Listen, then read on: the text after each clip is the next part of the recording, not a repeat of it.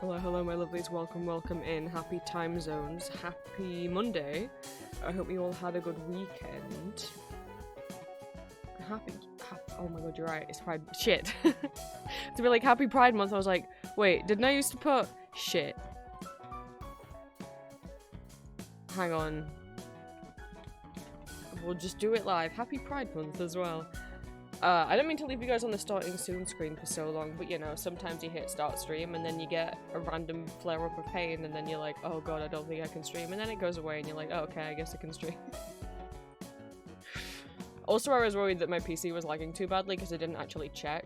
Not my PC, but if I have a lot of layers open in Photoshop, it gets slower and slower and slower, even if the document that had all those layers is now closed. But I had it open earlier. I can't remember if I do this every Pride Month, but I made bunting years ago and I used it, so I can only imagine it was a Pride Month thing. Where is it? Oh, it's under the ones I've made? No. Wait, where is it? I had like stupid bunting that I made. It took ages.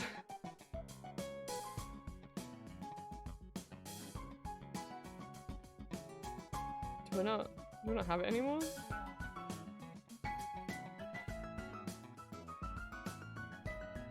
Oh, I super don't have it. Why don't I have it? Oh, well, that's unfortunate.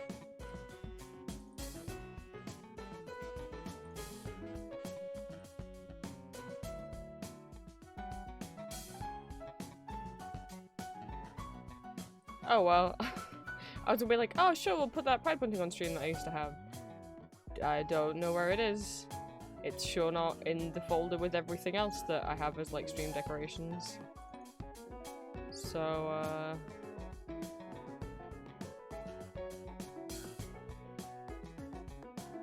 maybe we can find someone goo. I don't know where it is. It should be in that folder. I, like, took a PNG of some bunting and then it was, like, the little triangle type. And then I, like, clipping masked a different pride flag onto each different triangle. It's just not in the folder. So I don't know what to tell you.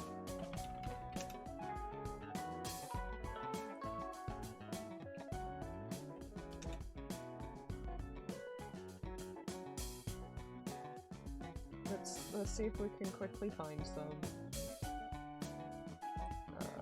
Transparent background, please, Google. What a great start to stream. Transparent background, please, Google. Wow, you can get custom pride flag deck chairs? Who knew?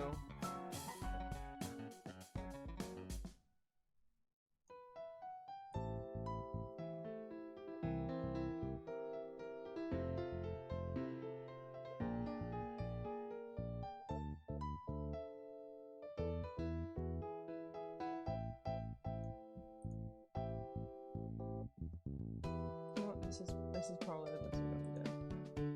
That'll do. Where is it going? Hi guys. Sorry, hang on a second. I will say I opened Twitch on my phone before stream probably started, and holy shit, they've added Stream Manager to mobile. To the app. An actual good Twitch mobile app update? I never thought I'd see the day. But like, you can see mod view. So if you're a mod for a stream, or if you are the streamer, you get like the mod view of the stream, which is you get all these extra panels around the stream so that you can check, you know, users and activity, like who's redeemed channel points and what the history of those redeems are, and like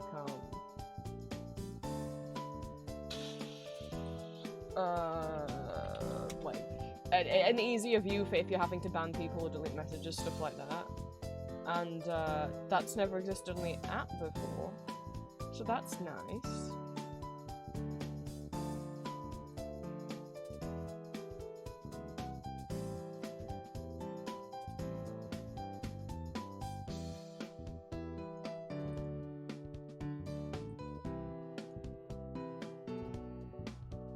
No, yeah, the mobile view on the app, though, yeah. When you have mod view up on the PC, you can see the stream and also see mod view at the same time. On the mobile app, yeah, no, you can just see the mod view. You can't also see the stream at the same time. Okay, I've got options.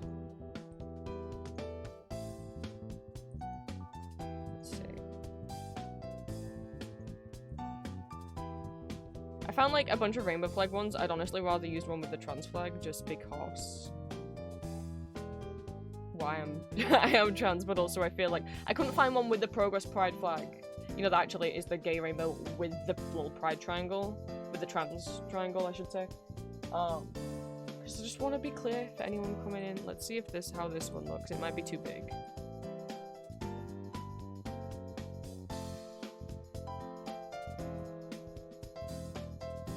I'll do. I don't want to, like, fully, like, covering my head up or anything.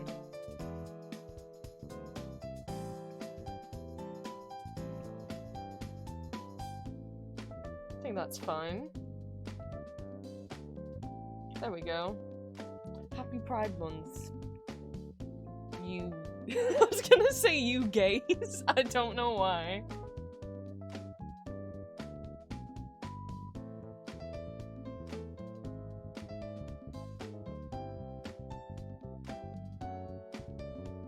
Hi chat. Let me scroll back up and see who we're in. I should actually just do that on my phone because we know how my mouse scroll doesn't like to behave. And sadly, on OBS, when you look at Twitch chat, you can't grab and scroll it with your mouse, which is a whole problem. Oh no, of course the app disconnect.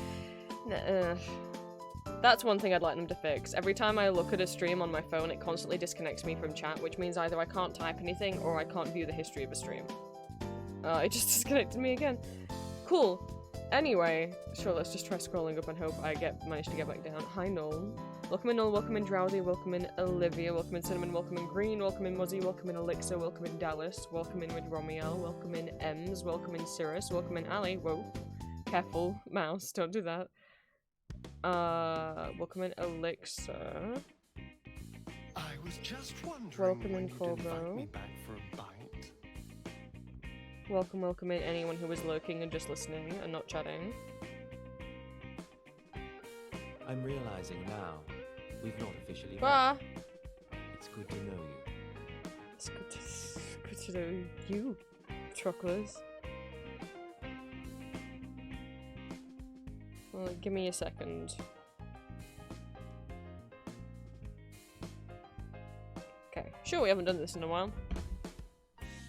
Green is redeemed pronouns check, so... if you want, there was a little Twitch, browser extension, where if you install it, you can see people's pronouns in little speech bubbles next to their names in Twitch chat. You can only obviously see the pronouns of people who have set their pronouns. So if you open that link that I just popped up in chat, the pronouns.allegio.io, that will take you to a little page where you can select your pronouns from a drop-down box. They don't have endless combinations, sadly. And then anyone who has the browser extension can see those pronouns next to your little name in chat. And if you want to also see other people's pronouns, you'll have to download the browser extension also from that website. There should be buttons in the top, one of the top corners, I think the top left corner, with like Firefox, Google Chrome, etc. little symbols. Yeah, it's a way of being like helping other people remember what your pronouns are or know what your pronouns are without you having to say, but obviously like you guys don't have to do that. You're never obligated to tell anyone what your pronouns are. Why is he him? Where are we? Yeah, the stream is quite late. I have been having a time. I got put on new meds and I definitely got, I think they were working, which on one hand, yay! On the other hand, boo, side effects, which I definitely got at least one of them because I couldn't sleep. Not from pain, I just like they can cause insomnia. And they sure fucking did. So I just wasn't sleeping.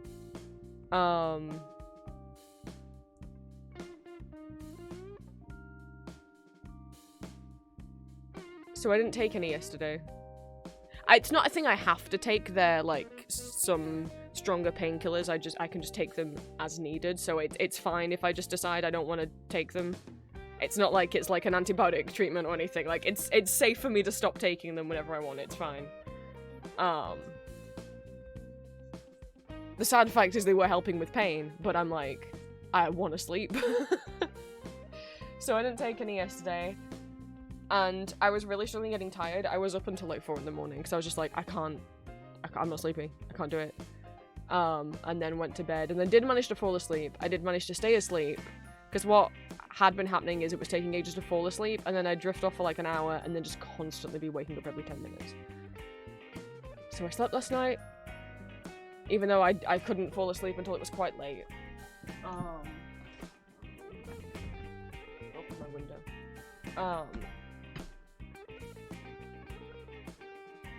So I actually woke up to my alarm for the first time in days, rather than waking up at 5 AM and not being able to get back to sleep.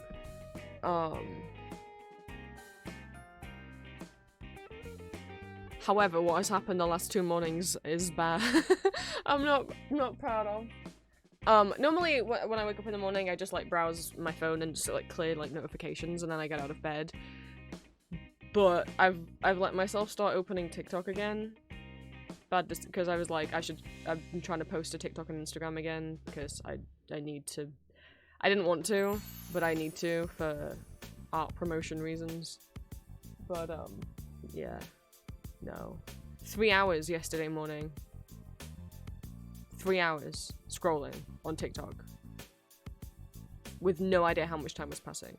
I don't know what it does to my brain. I started using TikTok in I think 2021.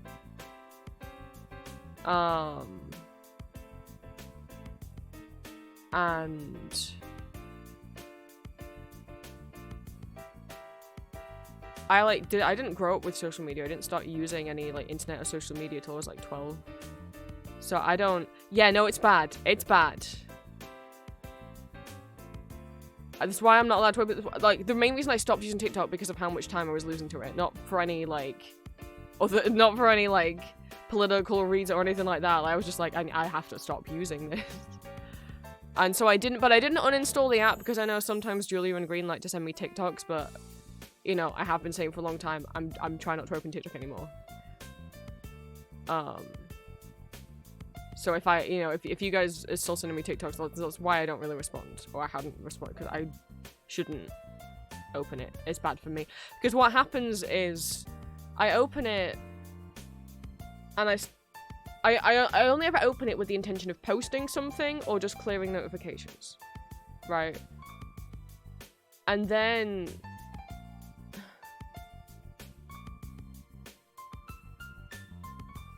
it opens on the For You page, and my brain just I just start scrolling. Or I'll open it, post something, but after you finish posting a TikTok, it will take you back to the For You page. And then, yeah. And it is just doom scrolling. It's just bad for my mental health. It's not like...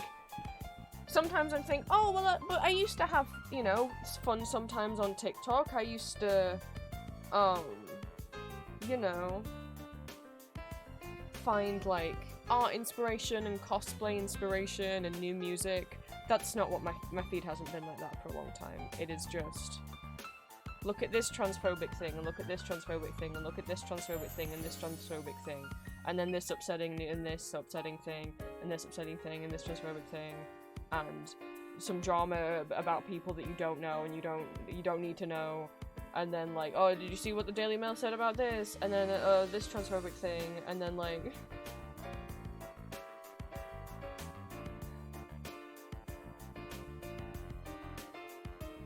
Can't do it. But it traps me in it. I don't know why. I don't know what you'd think after I hit the first thing. Or I get there's a lot of TikToks. And I don't want to shame people that are making these, but I get a lot on my For You page of, don't scroll past this. if you scroll past this, you're condemning me to like starve to death or whatever, because if you watch it all the way through, I'll get ad revenue. And I'm like, do what you gotta do, you know, to make money to survive. I'm just very sensitive to guilt tripping. So every time I get one of those, it's like, not all it'd be like, no trans person would scroll past this post because to help out another trans person. I'm like, normally once I reach those, I'm like, oh, okay, maybe I should get off TikTok now, and I'll just leave my phone running in the background because I can't turn my phone off on that video. Because otherwise then it's my fault if this person dies or whatever, like. But no, even it's like, okay, you turn it off after you see the first upsetting post, right? No. I don't. I just get, like, hypnotized by it. I don't know what it is. And Julian's always like, oh, it's fine. That's just what TikTok does to people. I'm like, is it? Why? I feel worse every single time. And I saw a post the other day, someone was talking about, I don't know, it's this girl who I guess was, like, was spending a lot of time just, like, doom scrolling. And let's say she spent, like, 2 hours doom scrolling, so she, like, made herself... Well, I don't know if she made herself do it, or she was thinking it as, like, a hypothetical of, like, counting grains of rice. Like, if what you're doing is not fulfilling, or making you happy, or not being productive, or whatever... Not even you do have to be productive, but, like, if you're doing something in your free time, you should at least be enjoying it, you know? It's like, oh, you just spent 3 hours on TikTok, would you want to spend 3 hours standing counting grains of rice? Because that's the same level of happiness and production. To be honest, I probably would be less miserable counting grains of rice than the things I see when I go on TikTok. It's like, well, you wouldn't put yourself down there and count those grains of rice, so why are you just scrolling endlessly on TikTok? It's like, so that's a good point. But,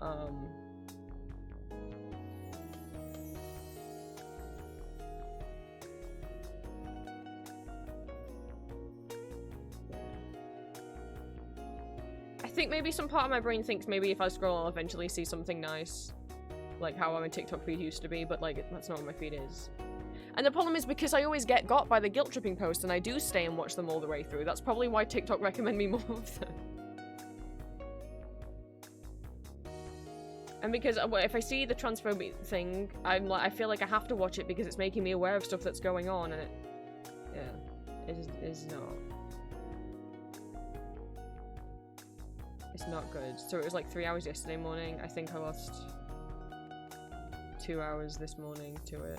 I didn't get out of bed until 12, even though I was awake at least by 10. I normally don't sleep until 10, it was just like, I didn't go to bed until 4. Because I couldn't, so I was like, I'll let myself sleep in a bit, I need to catch up on sleep. So... I didn't get out of bed until 12, and as you guys know, Monday is the day where I, like, cut out stickers and start getting my Etsy orders ready, so... I had to do that, and then make lunch, and then start stream. So that's why stream is late. Yeah.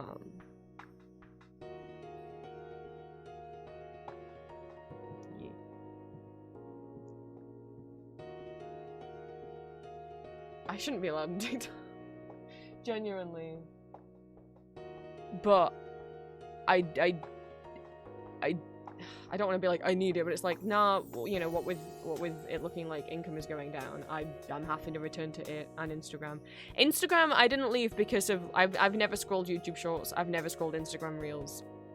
I'm like, well, it's just a copy of TikTok, I can just go on TikTok if I want to see that. I go on YouTube to watch proper videos, I will go on Instagram to look at pictures. But Instagram, oh my god. No, I stopped using Instagram because of the AI scraping and the transphobia from Meta and the fact that they removed hate comments against trans people are no longer against their TOS. In fact, it's fully allowed. In fact, they give examples on the kind of things that you can say. That was really the last straw, but I've got to try and do everything I can to, you know, make money, I guess, to pay bills, so... I never really got lost scrolling on Instagram because I used Instagram for a long time. Instagram used to be like Tumblr in terms of the timeline, dashboard, For You page, whatever you want to call it. That home page that you enter on used to just be everyone that you follow in chronological order with the most recent post at the top, and and then as you scroll down, you're scrolling backwards through time. That's how Tumblr's timeline is. That's how Blue Sky also is. Twitter used to be like that, and then they changed it. Instagram used to be like that, and they changed it. Instagram started inserting more and more recommended posts. Well, firstly, Instagram, the first thing they did is they changed it so it wasn't chronological anymore. It was still people that you'd follow, but it was their algorithm was trying to see which of the people you follow do you like the most, so put those posts at the top. And then it changed to, we're gonna include like people that you don't follow. And then it changed, and then obviously Reels and Lives, and now if I open my Instagram feed, it's mostly people that I do not follow. And it's mostly Reels and Lives from people I do not follow, when the reason I want Instagram is to see photos from people that I do follow, not see videos and live streams from people that I do not follow. And normally the first thing that I open Instagram to is always like, look at this horrible thing that happened from someone that I don't follow. Well, the amount of times I open Instagram and the first thing that pops up on my feed is like a trauma dump. I've had it happen multiple times that I've opened Instagram and it's been like a post from someone I don't follow that I've never interacted with, who I have no idea who they are, and it's them like admitting that they like did something bad to themselves. You can interpret what that is. And I'm like, what? Instagram? What the fuck? It is also a lot of ads, that is also true. But genuinely, I'm like, what the fuck? So no, I don't get lost on Instagram, because maybe if it was actually genuinely photos from people that I follow in chronological order, I might be like, oh, let's have a look, but no. But the thing with Instagram, I mean, I've heard that you can't build a following on Instagram unless you're posting Reels, and really unless you're posting almost daily Reels, and I'm like, I don't want to post Reels. I hate that when you look at someone's Instagram profile, that the profile page is a mix of photos and videos. I just want it to be photo. Like, there's a separate tab for Reels. There's a separate tab for Reels. Why not have the basic profile homepage just be the pictures, and then you can tap to look at the Reels and tap to look at images they've been tagged in and whatnot. I don't get why it's a mix of Reels, because well, I was going to say the thumbnails are still square. Are they? Because they changed Instagram thumbnails so they weren't square anymore, didn't they? Yeah, they changed it so it's slightly more like Reel-sized. It's not quite as long as Reels, but yeah, they're not square anymore. You know, completely fucking over years and years of people who curate their photos and artwork to be square, to fit Instagram, and then they were just like, yeah, it's not square anymore. I don't like going on someone's profile and it being videos like this.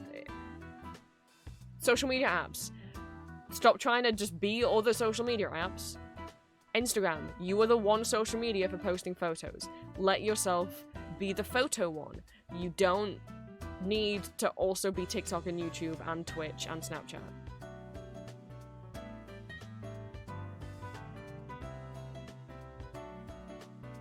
Twitch has stories now as well. I don't even know how you view them on PC. I can see where you view them on mobile. I've never tapped on one of them. What's the point? I'm sorry, I don't go on Twitch to look at people's photo stories. Has anyone ever thought, gosh, I really wish Twitch would add like Snapchat, Instagram stories? No. Most people don't just open Twitch and scroll it aimlessly. You open it because someone you follow is live, and then you're on there just to watch that live stream. I don't know why Twitch has Snapchat stories now.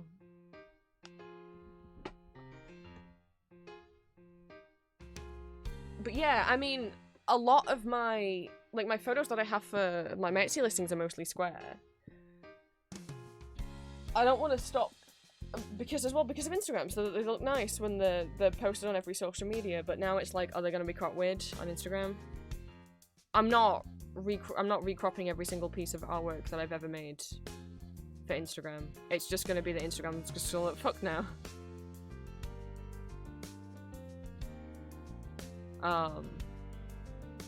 I just use Tumblr, Twitch, and YouTube. That's what I changed to. Well, as in my only social media. I don't think of Twitch and YouTube as social media. I just was using Tumblr and Blue Sky, but I'm sadly gonna have to go back to TikTok and Instagram just for business reasons.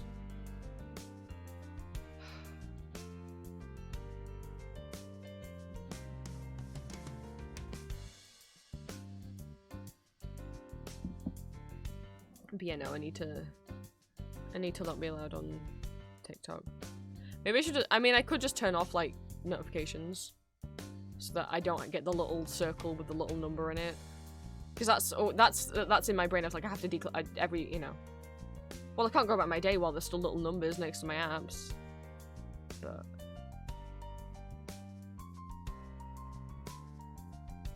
I don't know what's in my brain. That means I open the app, I go to the notifications, I clear them, and then I should just close the app. And then that's just not what happens.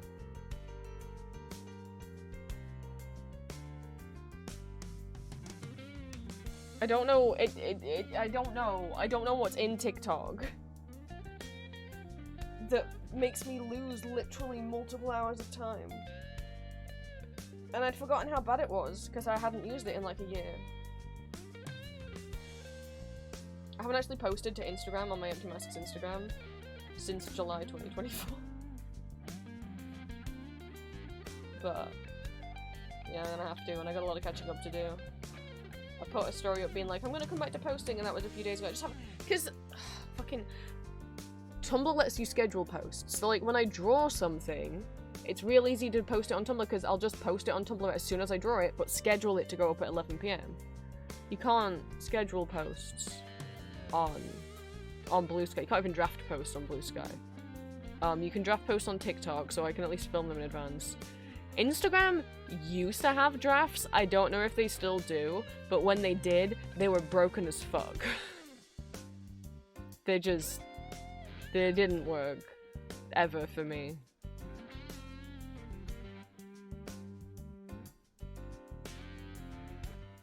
Because of time zones, I have to post 11 PM, midnight, for me.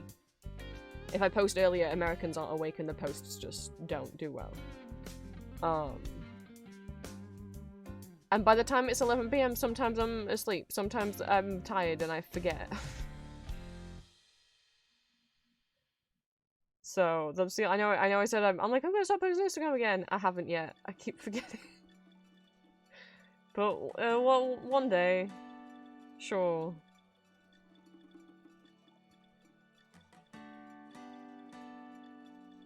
I don't know or expect to gain any following after being inactive for a year. And like I said, I mean, unless I cross-post my TikToks to Instagram as reels.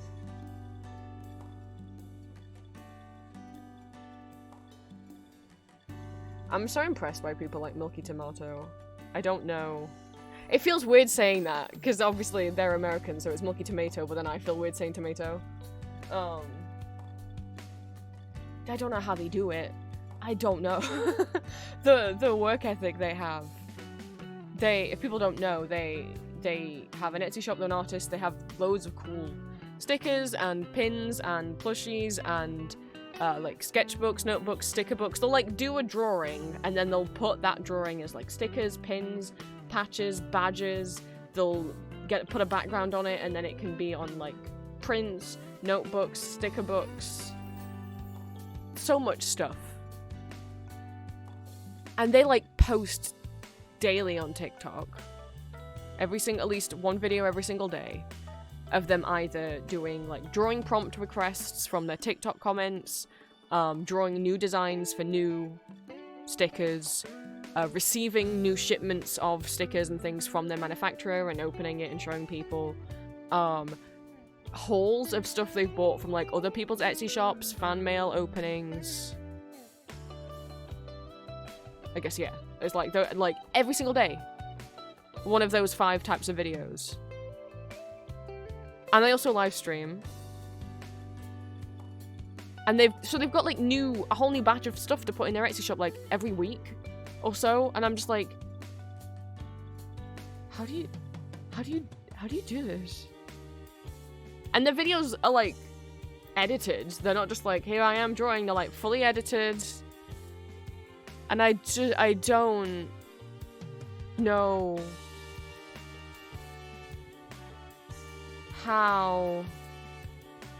how they do. And it's all like original art as well. It's not fan art, which is even more impressive. And that's not that fan art isn't impressive. It's just way harder to build a following doing original art than it is doing fan art. Because obviously, if you're doing fan art, you can just, you know, use the hashtags of like the characters that you've drawn, or especially if it's ship art, then that's a lot more niche, so there's more people checking those tags, you know.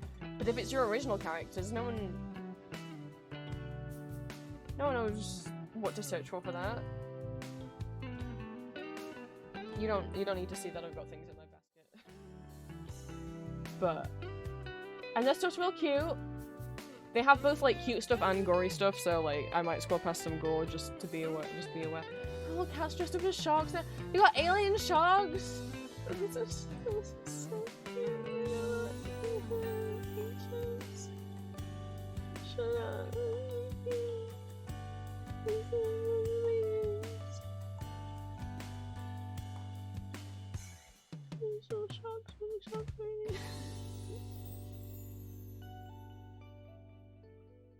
How many products do they have? 1,229 products on Etsy. 188,000 sales since 2020 or something. I don't think it says on here, but since 2022. So in 3 years, almost 200,000 sales. And that's just on Etsy. They have their own shop as well. Like I think they have MuckyTomato.com. So I don't know how many sales they've made through there.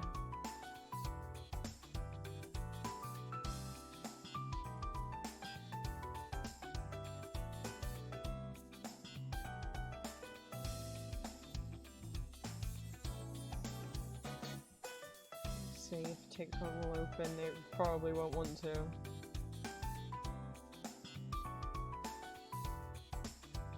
Yeah, almost 800,000 followers on TikTok. They're only 22. Ouch.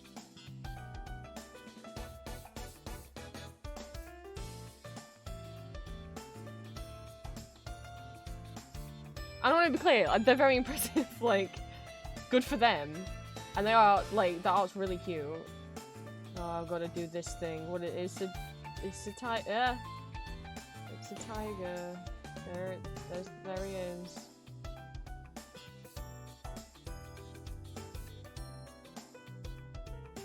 So like those are things. So what they post yesterday, they packed an order that someone placed that was more than $1,000, and then the day before that, new merch they got in scrunchies, blankets, and keychains. The day before that, fan mail opening part 125. The day before that, they have a sticker club. Yeah, that's either on like Patreon or Ko-fi or something. So that's them making more merch. The day before that, more new merchandise arriving. The day before that, a haul they bought. The day before that, drawing in their sketchbook. The day before that, packing a really big order. The day before that, more new merch. Like in a week, 3 lots of new merch.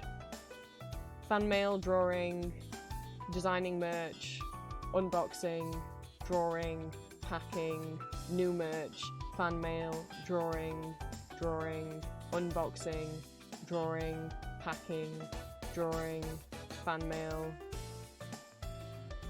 drawing, new merch, designing merch, unboxing, drawing, packing, new merch, fan mail, drawing, new merch. Like, it's not even just the amount of ideas, but I guess if they're making that many sales, they have the money to constantly be getting that much new merch in stock. I'm just like, I wish I could be constantly getting new merch in stock. I wish I could have that energy, but I can't even get myself to remember to post a TikTok once a week. Never mind every day, and never mind all the other socials they also post on every day. Like, I'm aware that, like, if I could post that frequently, I'm not going to say automatically I'd be doing loads better, because obviously part of it very much is the look of the algorithm. But if I could post daily, that would help somewhat. I can't. I mean, obviously, that is their one job, whereas I've also, on top of doing my art, I've got my voice acting and streaming. and like my audio commissions and stuff. But even so, I'm like, it would just mentally exhaust me too much. And I mean, I don't know what their health is like. You know, I probably shouldn't, like, sometimes I'm like, here, like, I should be able to do what they do. It's like, well, maybe they're not autistic, maybe they don't have chronic pain, like...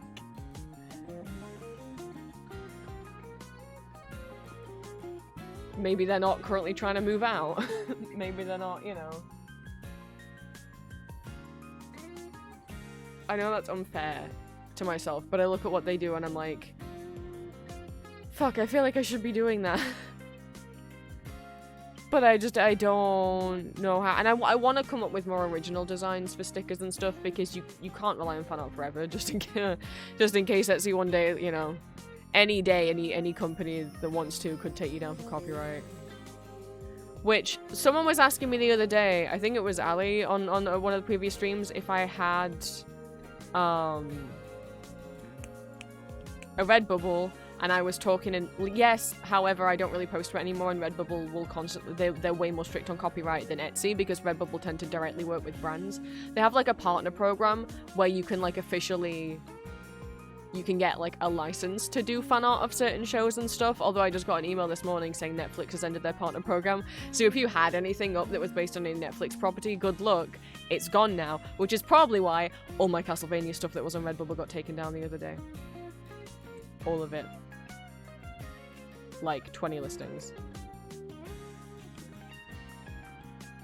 I would again, I mean, and like I said, you barely make any money off stickers or things on Redbubble, so I would say, like, if you want to buy something off my Redbubble, please just use it to buy t-shirts, maybe prints, but if you can, please buy the sticker directly from me. Like, that way I make like £1 and not like 2 cents. Also, you redeemed me to change my model, so give me a second to do that, and then I'll catch up in chat. Someone redeemed Prince 1.0.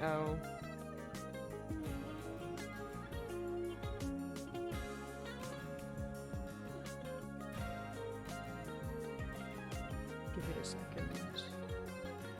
Okay. Oh, my first model. I'm such a baby.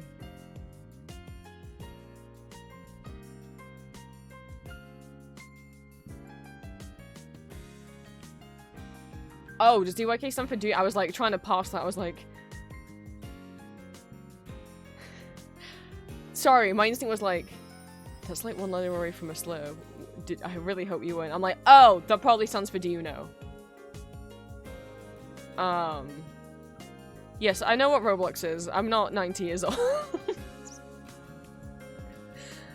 And Roblox has been around, I think, for longer than people think. Like, my sibling used to play Roblox when it first came out, like 2008, whenever the fuck. I don't know when it looked like everything just looked like terrible Lego people. Yeah, sorry, I didn't mean to click that on. Yeah, but it's fine. And then I just, like, assumed Roblox still mostly looked like Lego people until I, like, you know, I am aware of newer, Roblox claims and stuff, and I'm like, oh, some of those actually look impressive. To be clear with my feelings on Roblox, if you play Roblox, that is fine. I have no problem with people playing Roblox. I don't have a problem with Roblox players. Obviously, if you're under 18, get out of my streams and get out of my social media as I make 18+ content. But there are adults who play Roblox as well. We were like, Prince, why are you prefacing this with that you don't judge people for playing Roblox? Because the only Roblox people I judge are the people who make Roblox. People make games, have a couple of videos on it. The borderline exploitation of their child user fan base to get them to basically do free labor and make games for them and then barely give the child developers any money at all for the games that they made that's a big ol'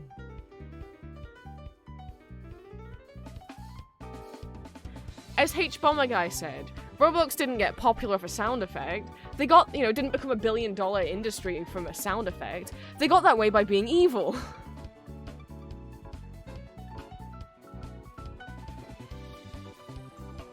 But no, I don't have a problem with people. I don't have a problem with Roblox players. The only reason why I get like is like, please don't be under 18. But if you made like a skin, I don't know if they're called skins in Roblox, but if you made like a Roblox skin of Ambrose, or like a Minecraft skin, or a Sims model, or like anything like that, a Gacha Life model, and you are 18 or over, you can feel free to share that to me. That counts as fan art. Someone years ago made Ambrose in Gacha Life, and someone made Lysander in Sims. So if you ever want to send a picture of that my way, if you're not in my Discord, you can send it me in an ask on Tumblr, or you can DM me on Tumblr or Blue Sky, or you can just post it on Tumblr or Blue Sky and tag me, then credit me for making the character. Feel free. That, to me, that counts as fan art. You put work into making a thing. If you want to, you don't have to. I just was wondering because you were telling me that you made it. If you wanted me to see, that's fine. But yeah, please respect my boundaries that I make 18 plus content. So these streams are 18 plus. And if you want to send me fan art, you need to be 18 plus. I have had minors send me fan art before, and I'm like, I can't accept that because you didn't respect my boundaries. And also, it's like the characters you drew are in porn. Like, what? Don't do that, please. Which is why I block minors on Artfight, because like I can't risk you drawing characters that are from Not Safe for Work works. So, get a game of children not protecting children. I mean, there's way more worse stuff when it comes to like Roblox not really, I mean, yeah, not keeping kids safe in terms of like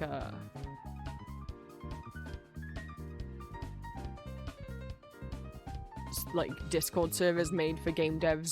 There's a whole mess. You could watch people make games as a two-part series, because they made a video looking into Roblox's, like, because if people don't know, Roblox is not just like you open Roblox and you play Roblox like you do with Minecraft. It's like you open Roblox and there's a bunch of different games made by different people, and some of them are free and some of them are paid, and some of them are like actual sponsored things done with like brands and things. And if people pay and play your games, like users can upload those games. Think of it more maybe like if you've never played Roblox or opened Roblox, you could think of it like if you opened like an old Flash game website or like Pit Crew, like that someone made Pit Crew, but the individual Pit Crews that are uploaded to Pit Crew are made by individual artists, right? So that's kind of like you open Roblox, there's a bunch of different games made by different people. Usually, a lot of the time, children. And you can put those games up, and if the games make you money, one, it's really hard to, like, get your game noticed, but if it is, and you start making money, the kids that make them get very little... Yes, Dress for Impress is a Roblox game. They make very little... They get very little cut of the money, and even as they start to earn money, there's like a limit. Like you have to make like $100 before you can even draw out any money or something like that. Like they have like a wallet, and you have to meet that threshold before they will even pay you out.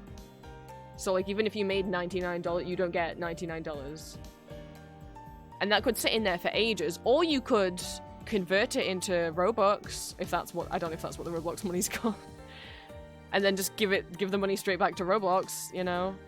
But People Make Games made a video about it, and they interviewed kids who got screwed over by Roblox and like just didn't had their, like, you know, get the money that they should have and all of that. And they made a part 2 because Roblox responded to the first part they made and was like, you stop being mean to us, and then like removed some things from the website that, because they had they pointed out as like, hey, this is kind of a lie, and this isn't correct to say. Oh, Roblox has removed that from the website now, and they're trying to say they were like, actually, I think you'll find our website doesn't say that, to which it's like, no, it doesn't now, because you deleted it, but we can see in the first video when he first took his screenshots that it did used to say that. But, yeah, those videos there if people ever want to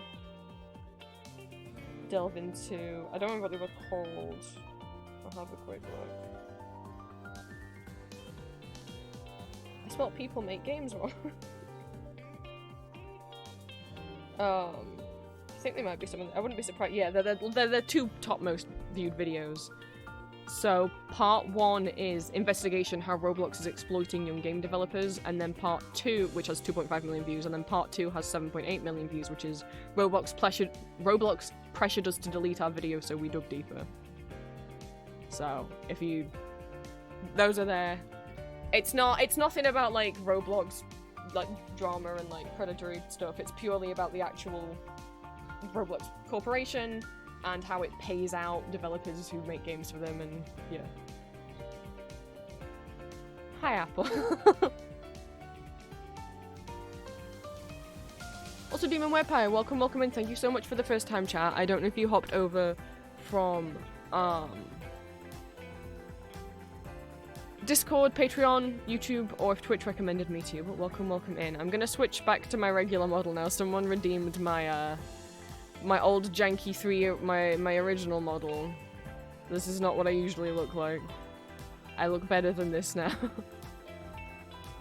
Welcome back. Hi Moth. Oh my god, it's Moth. Welcome in.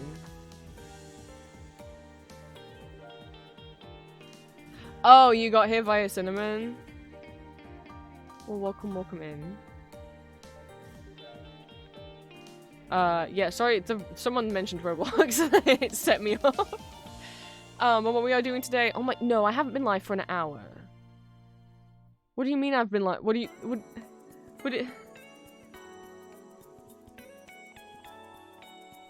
Haven't even. What do you mean it's been an hour? I was just about to say what we were doing today on the stream. That's not right. No. Well, I'm continuing working on what I was drawing on the last stream. So character designing, art fight prep. I was trying to draw one of my second Ultra Kill OC and get his like ref sheet up in time for art fight, and I was really struggling designing him last time on stream. The face that I drew, no likey, this not good. So I did say, you know what, I was trying to not do just like a V1 clone head, because I didn't want people to be like, you just cut, but loads of people have V1 cloners, it's fine, it's just for fun. So yeah, because this old-fashioned projector looking thing didn't really match with like the cicada inspired body we were going with, so he's all done. It's funny because Mars took so many color schemes until I figured out how I wanted him to look. I knew exactly how I wanted Mars to look. It only took like one go of designing him to get his body, but it took like 10 different goes at coloring him in till I got the color scheme I wanted. Whereas with Rail, it took quite a few attempts till I got the body I wanted, and then the color scheme first try. Because I knew I wanted him like purple and kind of like this like lime, very pale green. There they are. They all done. But I need to draw a reference of what they look like from the back. This is Mars's front and back reference that's just here from Photoshop. Did I click on? God, Photoshop doesn't like being open on stream because Mars has his front and back ref, so I need to make a back reference as well.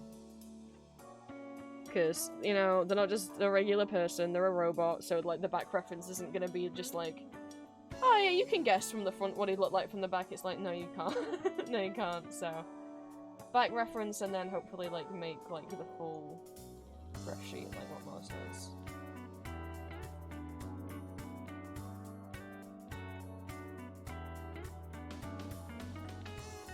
from Whirl. I guess so, but yeah, it's not. It's not based on Whirl. It's based on this is V1. This is the main character that you play as in the game in Ultra Kill. And these are a bunch of other people's fan OCs that copy that same kind of design. A lot of people, when making Ultra Kill OCs, do give them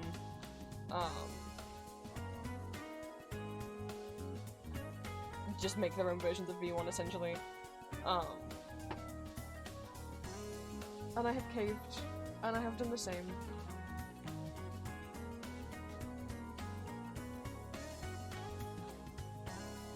So, we're gonna try and draw what he looks like from the behind.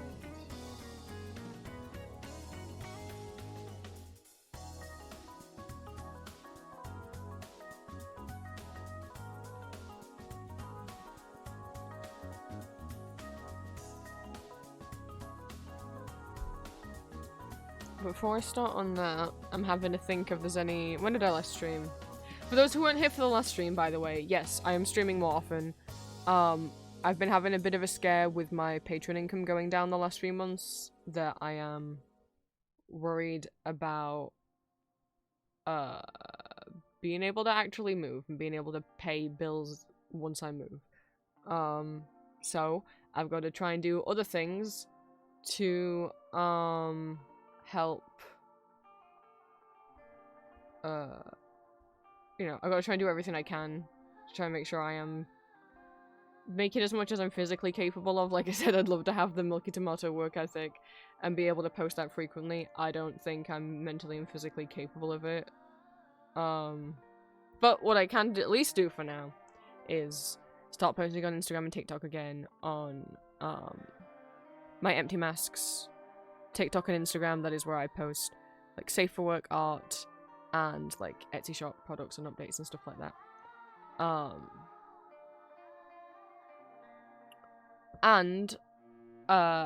So that too, since the Cookie Run audios have been doing so well on YouTube, there's gonna be a Cookie Run audio every Wednesday. Sorry if you don't like Cookie Run, get more views on my other videos and I'll make more videos of those instead. But like, my regular fandom videos and like other fandoms and OCs get like peak out at 2,000 to 3,000 views, whereas like Pure Vanilla's at like 8,000, Black Sapphire's at 10,000, and both of one of the Shadow Milks is at 10,000, the other one's at like 20,000. So I got, you know, you want more Lucian audios, you get Lucian to 20,000. And again, like, I'm still doing all my regular audios, it just means every Wednesday is gonna be, Cookie Run, so.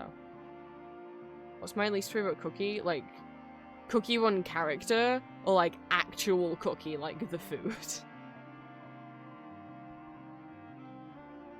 Because if you mean the food, I don't have an answer, I haven't tried most cookies. And if you mean Cookie Run characters...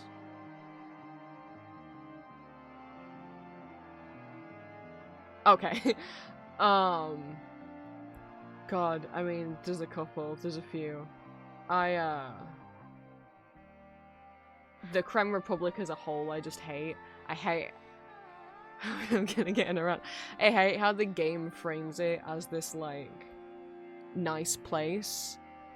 That's like, of course they have their concerns, and isn't this a nice, cool kingdom? And I'm like, no. Like, no, it's so cool. It's like the survivors from the Vanilla Kingdom flew over and found this little fishing town, and they were welcomed in, and they merged their kingdoms together, and now they have this cool republic. And I'm like, uh-huh. Yeah, that's a nice propaganda story that the Republic can tell people, but, like, if you actually go there... I'm taking this too seriously, but I'm like, it makes me uncomfortable. Like... What actually is going on in the Republic is all of the Vanilla Kingdom people that arrived there are all the top council, and they're all like the upper class of the city, and all the seaside village people that originally lived there are all the working class people. There's out of, like, all 20, like, noble houses, only 2 of them are from the original Sea Kingdom. The rest of all of the council members are from the Vanilla Kingdom. And I'm like, yeah, I don't know, guy. And, like, regular NPC working class seaside villager people aren't happy that the Vanilla Kingdom... And I don't know if they're trying to paint it as, like, wow, these seaside villagers are being a bit xenophobic by not liking the Vanilla Kingdom here. And I'm like, no, look, that's not what it feels like, though. That's not what it feels like, because these refugees who came in didn't come in and then become, like, the working class, and didn't come in and really want jobs. They came in and took everything over. That's called colonization. I don't like the Crim Republic.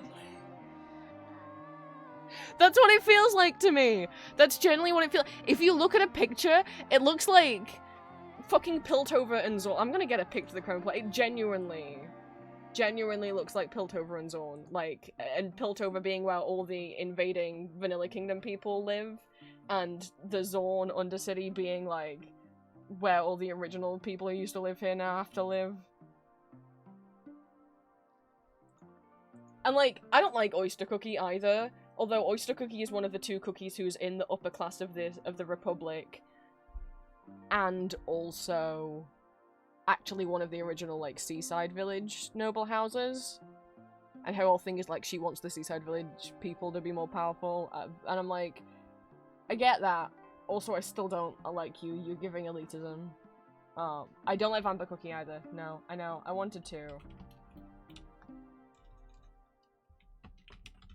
But he is drunk all the time, and he makes me very uncomfortable. I don't like Hollyberry. I know it's her event right now, but I'm sorry. There's literally a cutscene where, like, the berry juice that she drinks is very clearly alcohol, and there's a scene where Dark Cacao doesn't want to drink any, and so she, like, forces it, like, down his throat. And then he's very clearly drunk and, like, hiccuping and, like, slurring his words. Also, in the current event, there's a cutscene where it flashes back, and she's, like, clearly drunk, and her son's trying to talk to her, and she just, like, is not really paying him attention because she's too drunk. And I'm like, Cookie Rotten, I get this is berry juice, but it's, like, clearly alcohol. Like, if you want me to root for Hollyberry in the current event, maybe have her, like, go through some character growth where she's like, oh, I should be... Maybe I should drink less berry juice. Maybe I should be nicer to people. Instead of just, like, maybe I should apologize for abandoning my whole family for loads of years and they all thought I was dead. But no, her whole thing is just like, wow, she's worried that actually being around people is hurting them.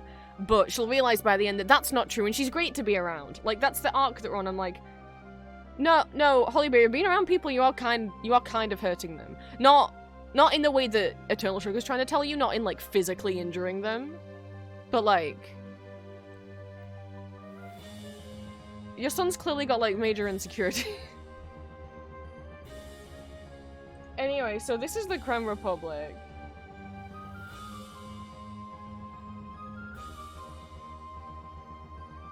And it's very shiny. And it's very, like, it's the most technologically advanced place in all of Cookie Run. And it's got a lot of bridges. And then it's got, like, these little, like, broken little steps and stuff that go down here.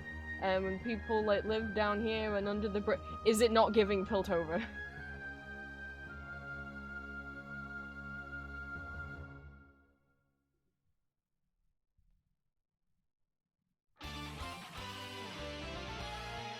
I'm supposed to root for these people? No.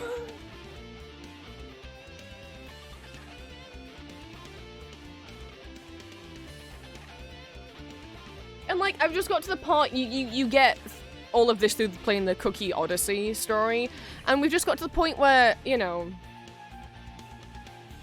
what the fuck is he called? Clotted Cream Cookie's shown up, because he's, like, their representative. The council have sent him to go and meet Pure Vanilla and the other heroes. And, spoilers,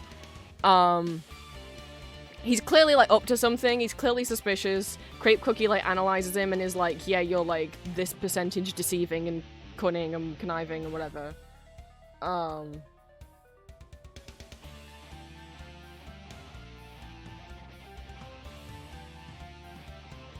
And then, yeah, where I'm up to in the story and where I've stopped playing it because I just, like, genuinely don't want to fucking play it.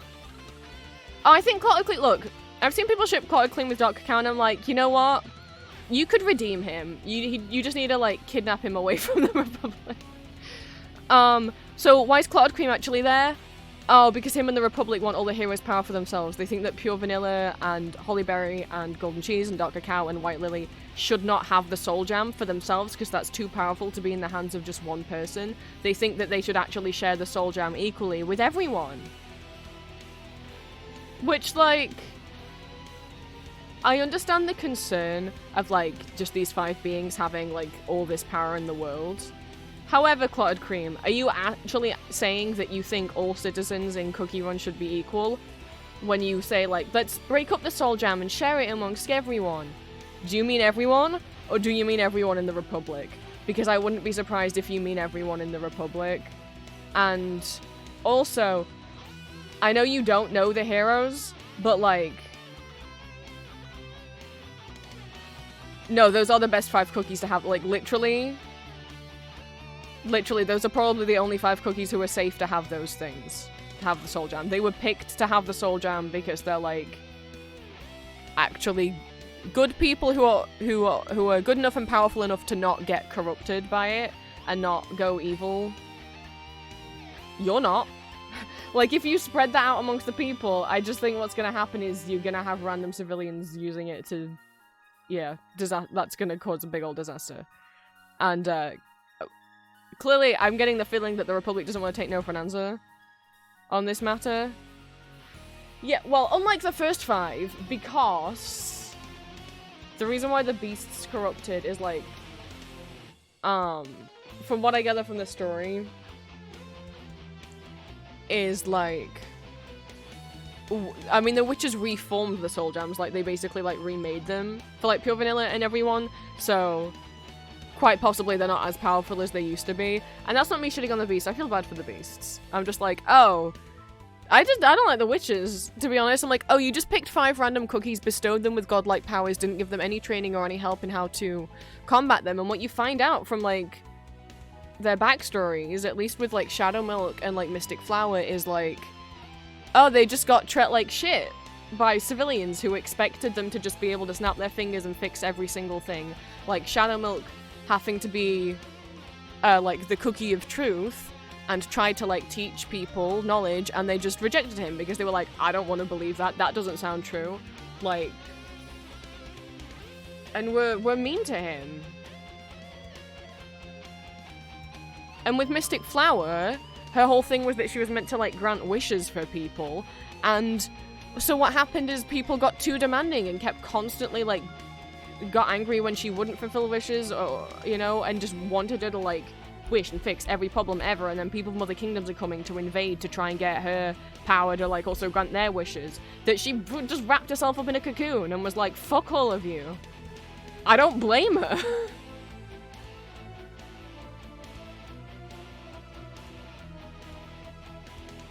I haven't finished Burning Spice's thing, so I don't know what his deal is.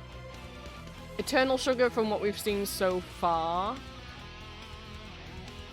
yeah, she's a bit more evil. I mean, she was created, I mean, at the same time, it's like, well, she's created to be the cookie of happiness. I don't think that's good for anyone. You know, imagine being told you have to be happy all the time and you have to make everyone else happy all the time. I think that would drive anyone insane. No one can do that.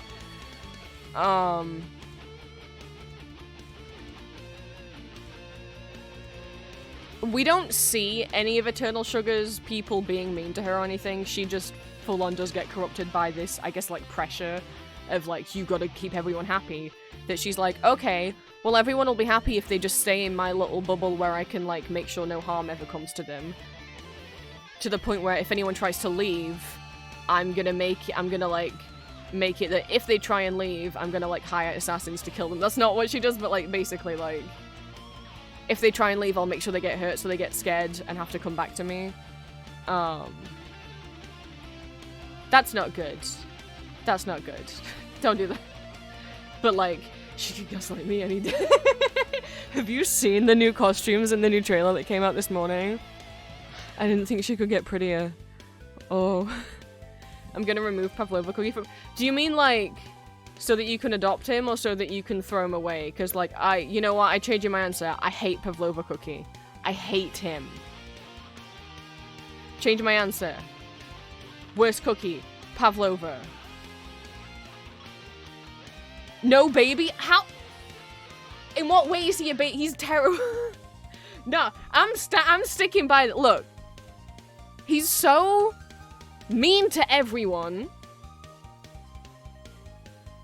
Like, he's so rude to people and mean to people. Like, as soon as he meets everyone. At first I was like, oh, cute, and he's teasing them for, like... Oh, he's teasing them for having, like, a crush, haha, cute. And then it's like, okay, that's a bit too far. Telling people that, like, okay, Pavlova, I think you're, like, being a bit too mean to Holly Berry. And I don't like Holly Berry, but... Small guy with fluffy wing. Yeah. He literally, every time Eternal Sugar is like, hey, Pavlova, can you do this job for me? Because it's literally your fucking job. Can you just do your job, please? He's like, of course, Eternal Sugar, anything you say. And then the moment her back's turned, he's like, yeah, I'm not fucking doing that. Yeah, Sugarfly, you do it. I'm not doing it. Bye. And, like, he just won't do anything. And then Sugarfly does it. And then Eternal Sugar comes back and she's like, and then he just takes credit for doing it. Like, he's a piece of shit.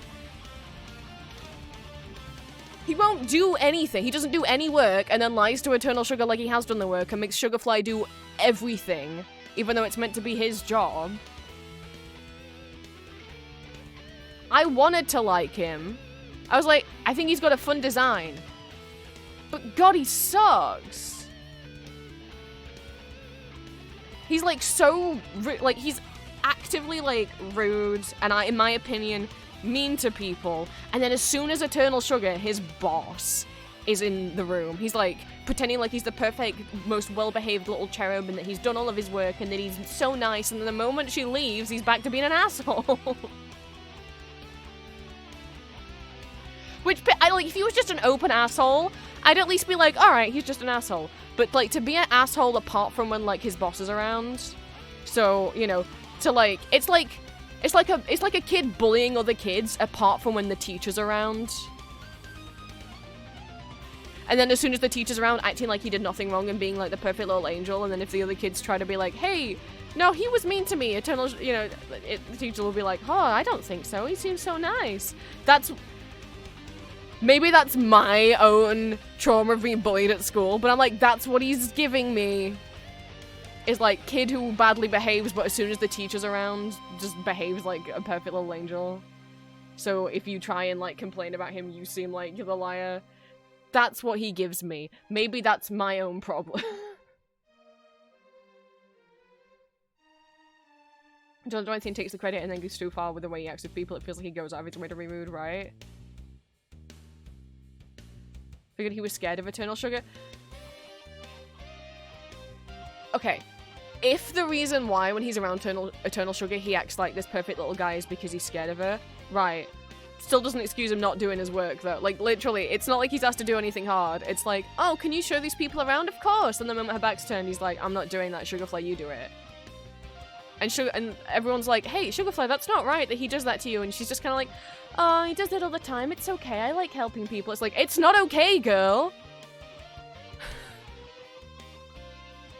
You should complain. You should go to HR.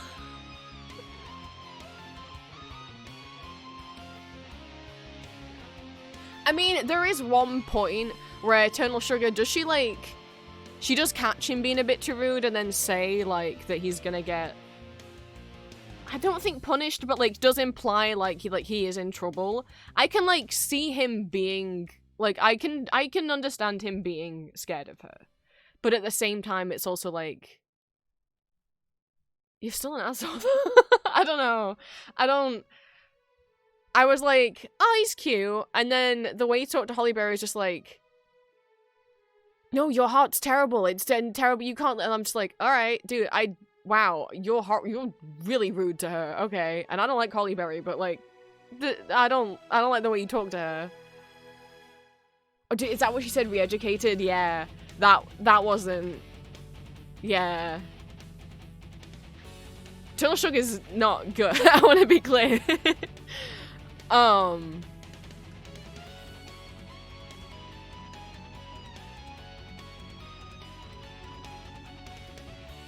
Like, yeah, the fact that she says, like, maybe you need to be re-educated is such a red flag. It's like, what does it, like, conversion therapy? What does that, like, brainwashing? What does that mean? Oh, that's bad. That's a bad word. But at the same time, that doesn't make me like him. Just because I'm like, oh, I hope re-education isn't real, like, you're gonna get brainwashed. But it's like, that doesn't make me like you. Maybe it's just my own experiences showing. But wouldn't you have less of a reason? Right? If he's so scared of her, wouldn't he do his fucking job? Why would he feel so comfortable as soon as she's not around, disobeying her, making fun of everything? I can't stand him. I have him so leveled up. And I like...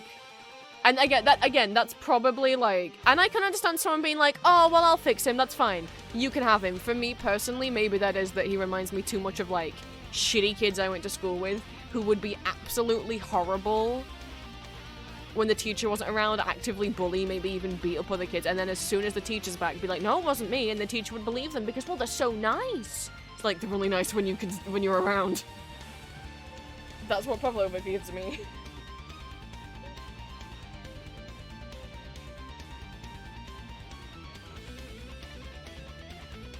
I can have a Turtle Sugar, and that's fine. Because then you might be like, but Prince, you're not comfortable with this tiny little asshole who's literally, I think he's a child. You're not bothered by this little asshole child, but you'll take the literal gaslight manipulator Eternal Sugar? Yeah. Well, cause like, at least she's not. She might be manipulating me, but she's calling me cute names. She's been really nice to me, and she's saying that I'm pretty, and that she's gonna take care of me. Wow.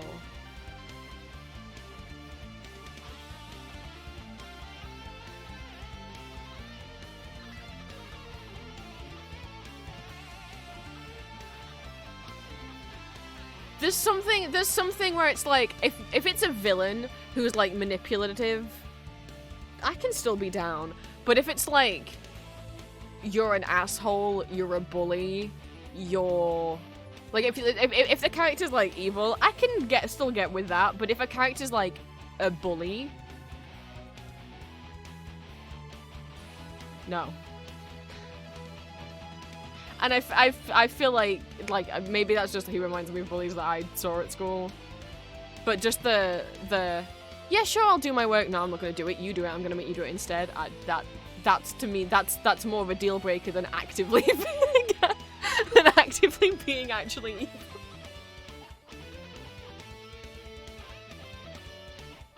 In fictional characters. In real life, I'm not gonna go with the evil person either.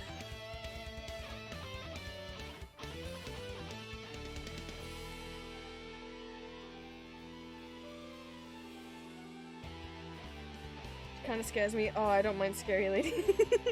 But she's pretty. And she says nice things.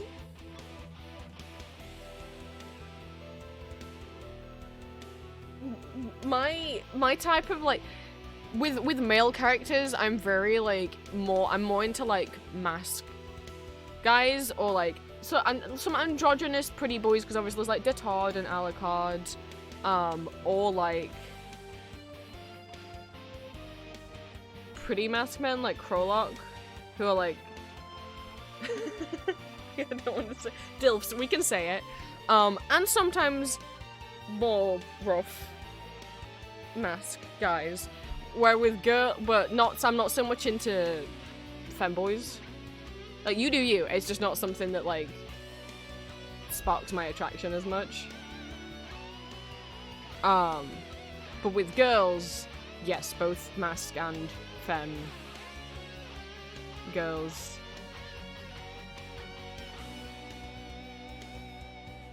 Like big lady in armor, yes please. But also really pretty evil lady who's like who's really pretty and I'm like such a mess over Eternal Sugar. It's so weird.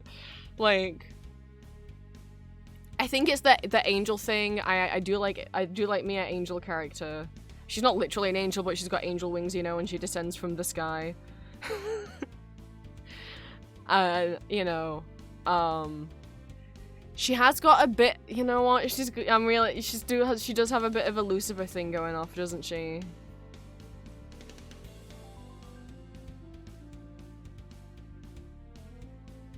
Like she's an angel, but she's secretly evil, and in terms of also literally like the snake in the apple.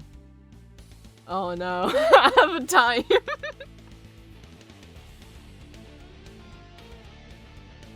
It's the.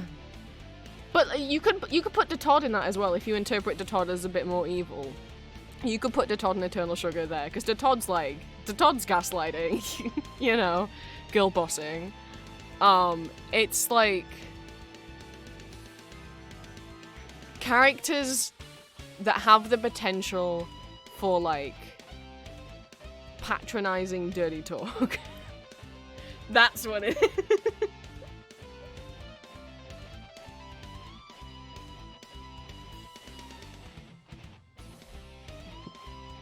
The condescending, we've talked about it in Discord.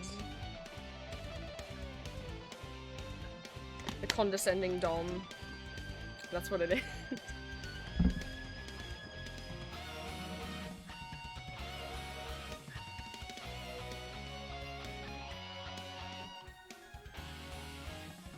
It's weird, because usually with, like, femme characters, obviously if you look at like my list of favourite characters or characters I simp for, there's a lot more guys on the list than girls. Yes, she does also have demon wings and demon tail, which I didn't realise for a long time. And I think I like saw like it in fan art or something, I was like, but she doesn't have those in the game, and then I was like, oh my god, she has those in the game.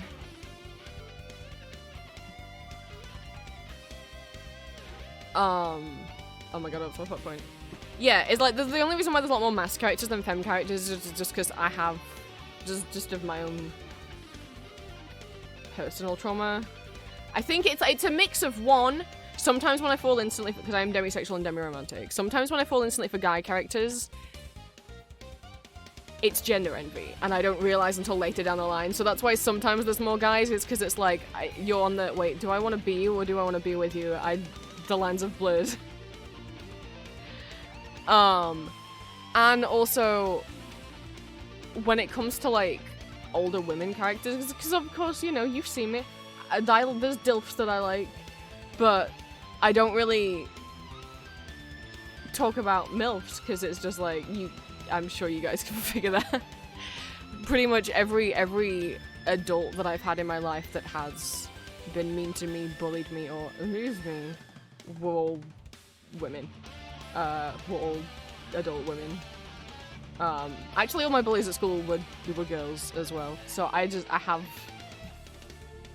more of a struggle sometimes, especially when it comes to like MILF type characters, where I'm like, good for you guys, I can't do that though. But lady knights and pretty girls. This is why I say I'm omnisexual, because like it's a completely different feeling. Like when I'm like, oh, look at that male character I find attractive, but then it's like, look at that. But it's a completely different feeling for like, look at this pretty lady. Like if it's a pretty, I'm like very blushy, giggly. I don't know what it is. I'm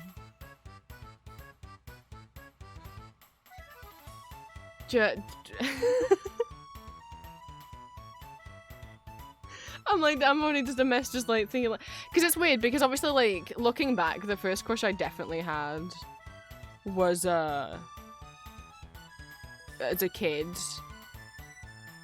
or at least it's definitely someone that I really admired as a kid and watched a lot of as a kid, and have a crush on as an adult. Possibly had a crush on as a kid and I just didn't really notice because I didn't know I liked women, is Kylie Minogue. Especially I used to watch the 2002 Fever Tour so much over and over and over and over again. I had the VHS and the DVD. Pretty pretty women. But it's been a while since I've had a very like such a like femme pink girly character really just grab me and me be like a mess, but the Eternal Sugar's here now.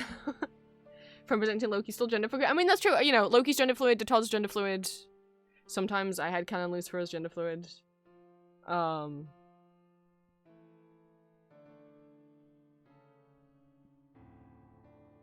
But Eternal Sugar. And when I say Lady Knights, there's one Lady Knight that is the queen of Lady Knights in my heart that I'm still like, hee Brienne of Tarth from Game of Thrones. To be honest, Gwendolyn Christie in general. Because also, one of my first female character crushes where I realized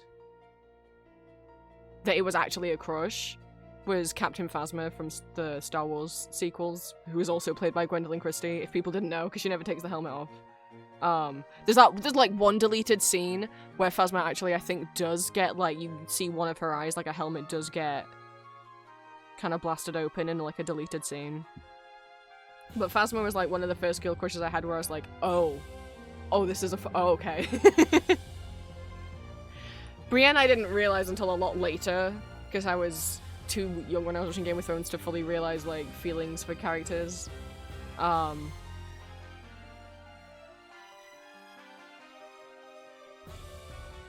I haven't watched the Wednesday series, but I had friends who did, and so like I had to go and look at clips of Gwen in the show. She's like the headmistress or something at the school that Wednesday's at. I can't remember what the character's called, but also that character. I am glad when like, because Gwen for a long time, obviously because she's so tall, was getting cast as a lot of like big armored mask female characters, and it always warms my heart when she does get to be like a pretty lady in like a pretty dress. Like she was in a stage production of Midsummer Night's Dream playing Titania some years ago on like this swing with like flowers in her hair and this big dress. I was like, this is what you deserve.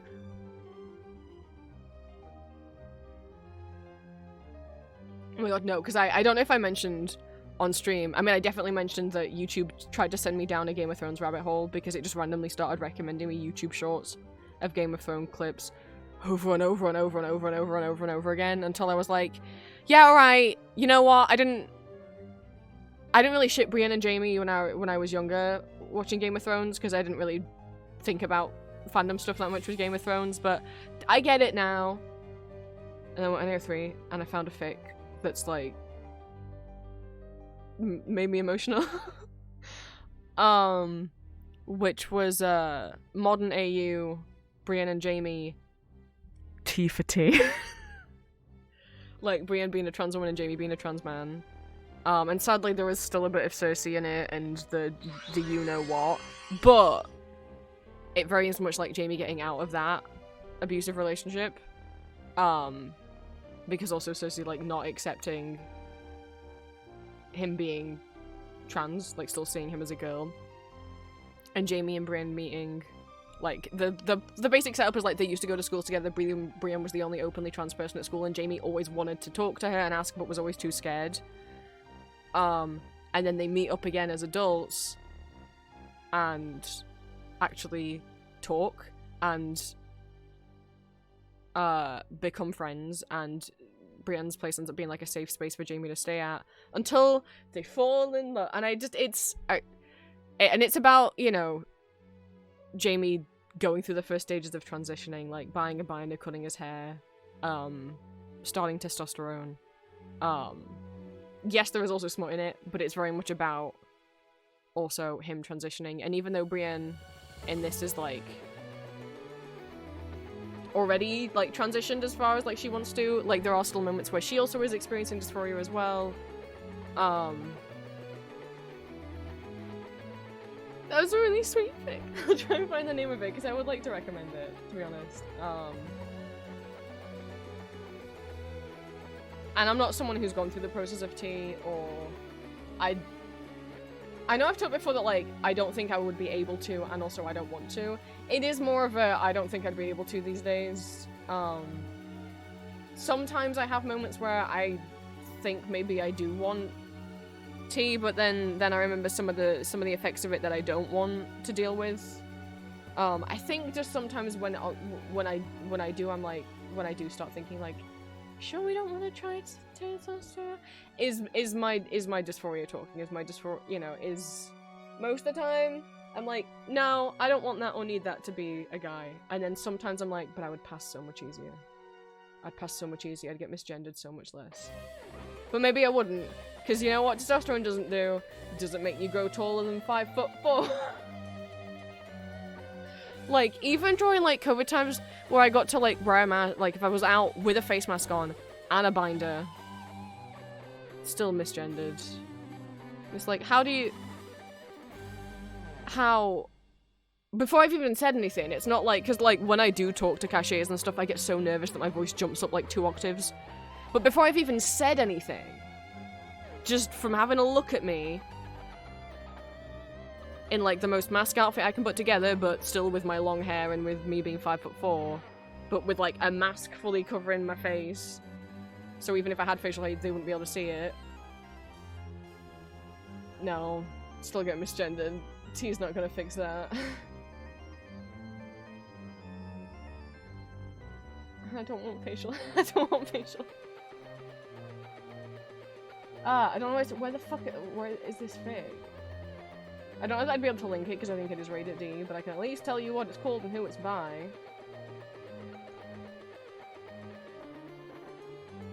It's just like sometimes the voice dysphoria and things, and sometimes I think, well, but it would help with like more body hair and stuff. But then it's like, right, but I have a lot of problems with my skin, and I don't look forward to the potential extra oiliness or acne when I already have acne problems. I have incredibly dry, sensitive. I've had eczema since I was a baby, and I had like very severe like cradle scalp and stuff as a bit. My skin's a mess. It's a mess. I would say in parts my eczema probably is actually more like dermatitis these days in certain spots.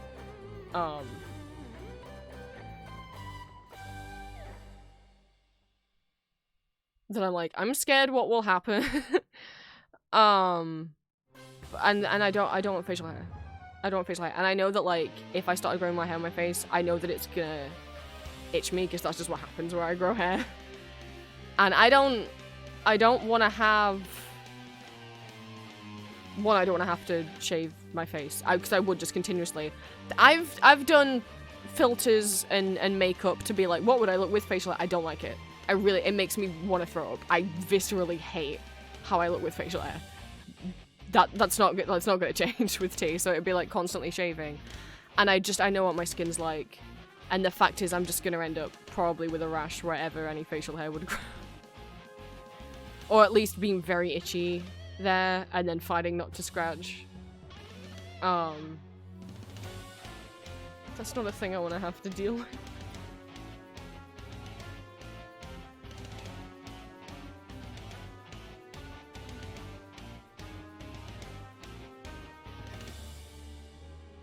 Oh, it's actually M-rated, not E-rated, but still, I don't know if TikTok would like... Twitch would like if I linked it. It is The Boundaries of Language Were Not Built For Us by Robots Dance. ROBOTSDANCE.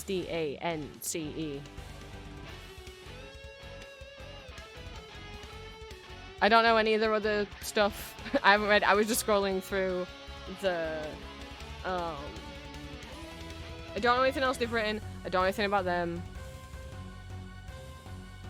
Did you say it's the part 2 of a series? I don't know if I watched the one before it.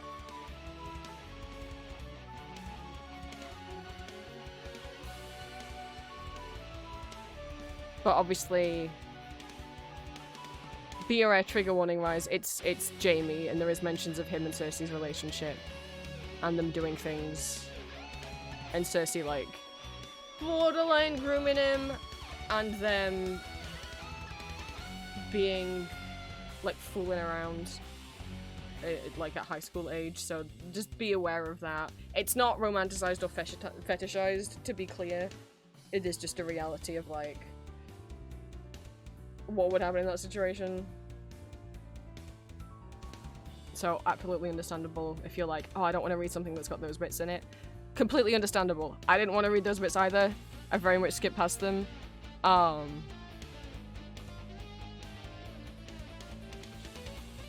just wanted to read the transition thing.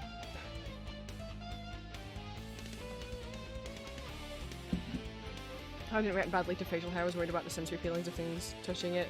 I'm glad it's alright for you. I don't think it would be alright for me. And I'm also very sensitive about my hair, like my head of hair. And, stay away from me, male pattern baldness and receding hairline. You can't catch me.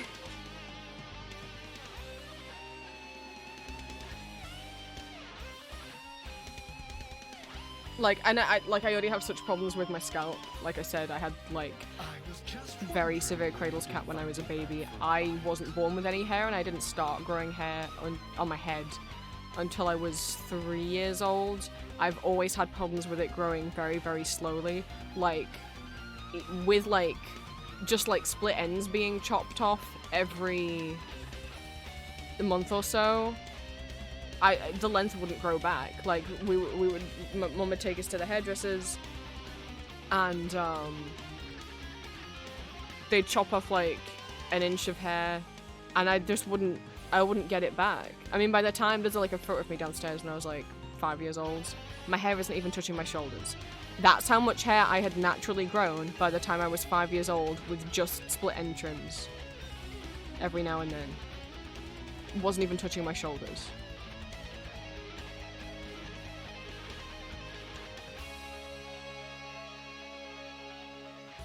So I don't want to hear anyone's shit when I go like, yeah, so I don't cut my hair anymore.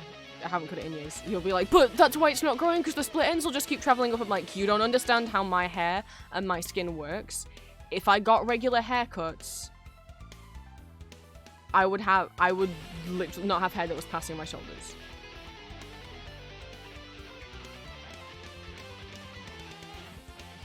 And I do not like how I look with short hair.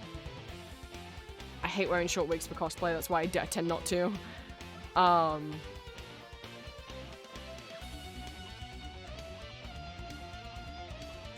There's a reason why I've never, like, tried out different hairstyles or, like, have a fringe or, like, layers. It's like, it won't grow back. It's never grown back. So, it's the length that it is, and that's how it's gonna stay.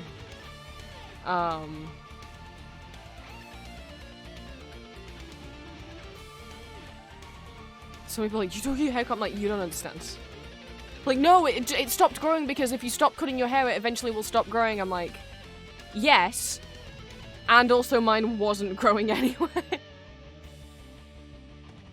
It baffles me people's whose hair just grows back so quickly. I'm like, you're so lucky. You must get to try out all sorts of hairstyles, and like, if you don't like it, well, no worries, it'll grow back soon.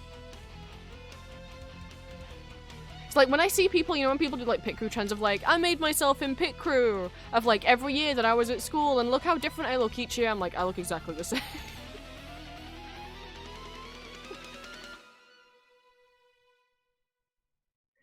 Like, my hair's like, how long do you go? It's hard to tell because my hair's also curly, so it's like, do I measure you by pulling you straight? Like, if I pull it straight, then it's like nipple level. My sibling, who eventually like stopped cutting their hair, but let it just like was like, I wonder how long it'll naturally grow out to. It's like mid-thigh. Very long. I don't know why I didn't get those hair genes.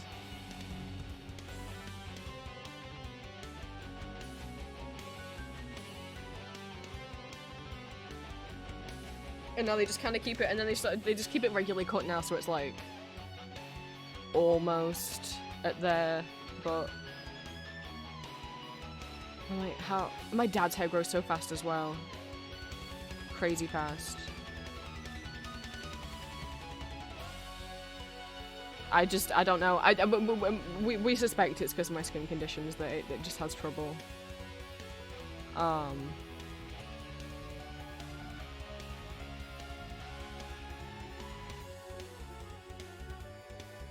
Hey, remember when we would get this was an art stream?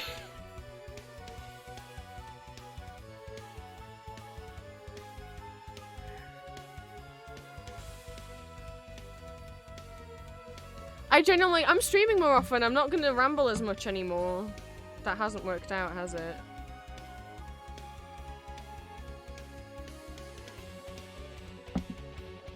I only brought all that stuff. I feel like I have to get so defensive every time I'm like, yeah, I'm not on team. And I shouldn't have to get defensive about it. And let me, like, and also that's the thing, like, sometimes the only times I debate about it is like, would it help me pass better? And then I remember, no. The reality is, no, it's not going. And the thing is, like, that's when some people have, like, some people get, like, depression, like, post-top surgery. And I might still, regardless. But I think it's because some people go into it thinking that top surgery is going to fix everything and they're never going to get misgendered, they're going to pass, they're never going to feel dysphoria anymore, and sadly that's just not the case. It might highlight the dysphoria you feel in other places, and it's not going to, like, I'm fully aware post-top surgery, I'm still going to get misgendered all the time. I don't think people are misgendering me because I have a large chest, and even with a binder it still clearly looks like I have a chest, right? Even if I were to lay loads of clothes on, and you couldn't tell, I'd still get misgendered. Like, even with a perceivably flat chest and a face mask on, it's 5'4" and long hair is a combo that it doesn't matter. I've seen short trans guys who have facial hair still get misgendered as women. It's like they've got, and don't get me wrong, cis women can have facial hair too. But I mean, it's like, oh, so if I go on T, nothing's gonna change.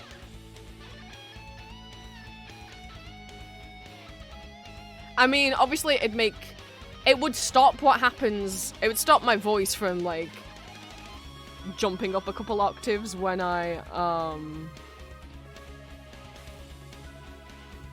that's the one thing that I've got to do is make sure when I go out to actually talk like this, to actually try and talk properly.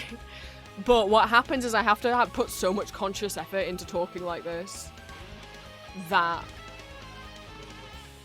when I'm out, and if I'm, like, going, like, talking to a cashier or something, I will I can't remember to maintain this because I'm like, someone's talking to me. Oh my god. Same with if, like, someone rings me on the phone.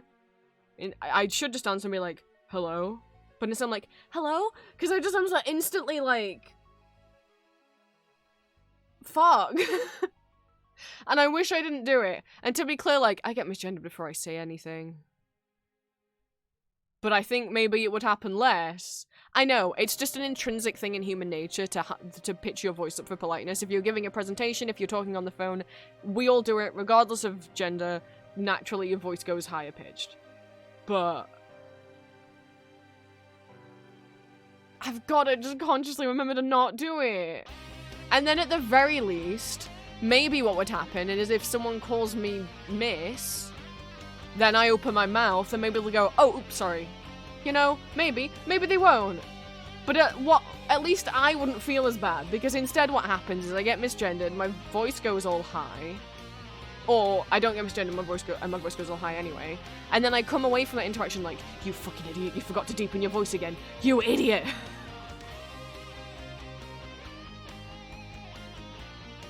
If at least I could remember, I wouldn't be as mean to myself. But no, I mean, I've said before, every single time. And you know, I thought maybe with Julia around, because Julia is shorter than me, and very obviously femme-presenting, hey, maybe that will make me look more like a guy if I have a short girlfriend with me. No. Every time we went to a restaurant, everyone who, you know, every time we went out to eat, the waiter that came up to, you know, ask us if we had a reservation or a table, whatever, you know, was like, hi ladies, what can I help you with? Every single time. Why have they got to do, you don't have to gender people. You don't have to. It's always waiters. It makes me, like, not want to go out to eat. Cashiers don't go, "Hi ladies, did you find everything you were looking for?" But wait, every single time. Waiters and waitresses do it every single time.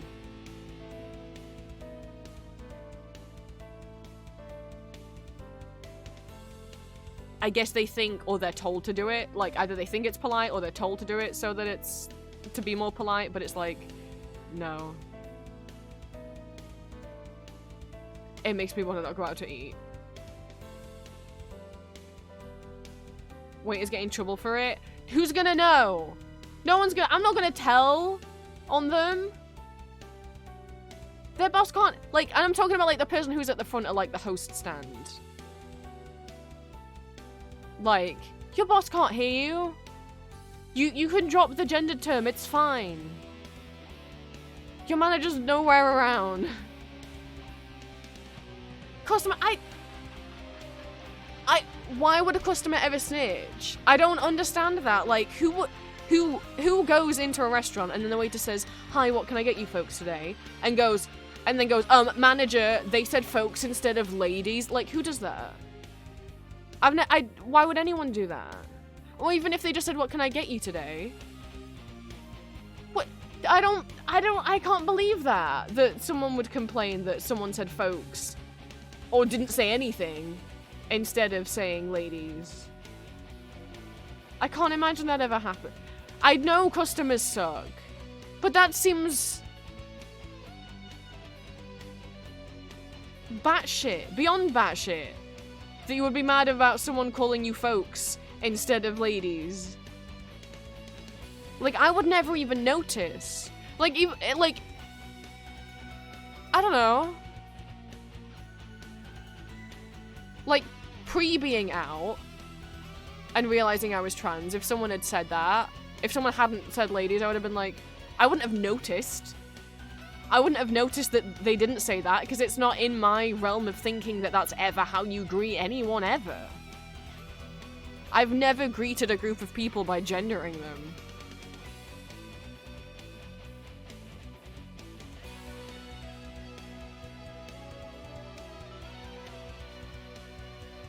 That's just not in my brain of thinking. That's not a real sentence.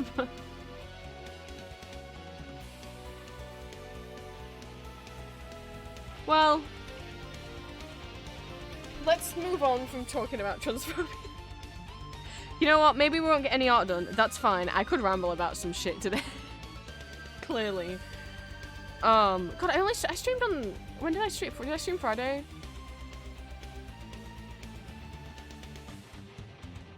I don't know. Anyway.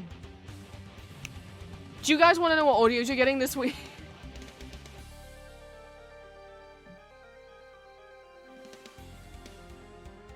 Let's pivot from Prince makes angry rambles about transphobia in Roblox to Prince makes happy rambles.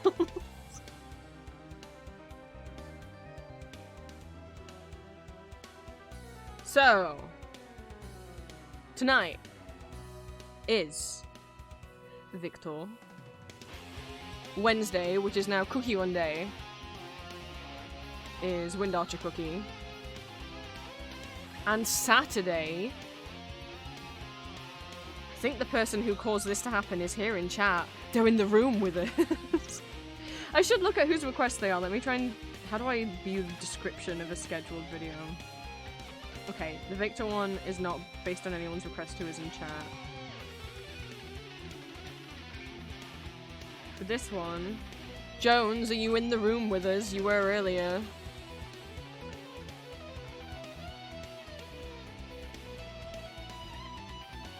Jones requested something, and I was like, okay, I need to replace an audio that I have in the queue and move that further forwards in time to like later in the month or even next month, because this is genius.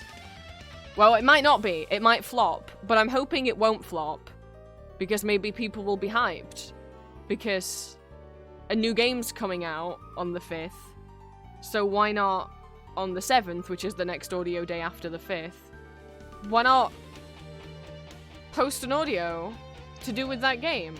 And maybe it won't flop, maybe it will. I haven't voiced this character in apparently almost in like a year and a half plus. Because they did tend to flop.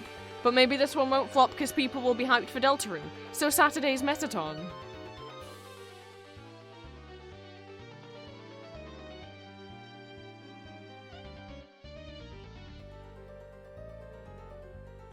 From Undertale.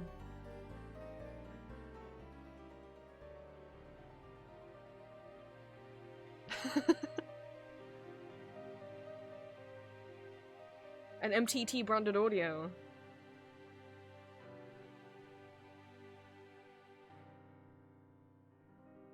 Oh, I'm glad people are excited. Oh, I'm glad.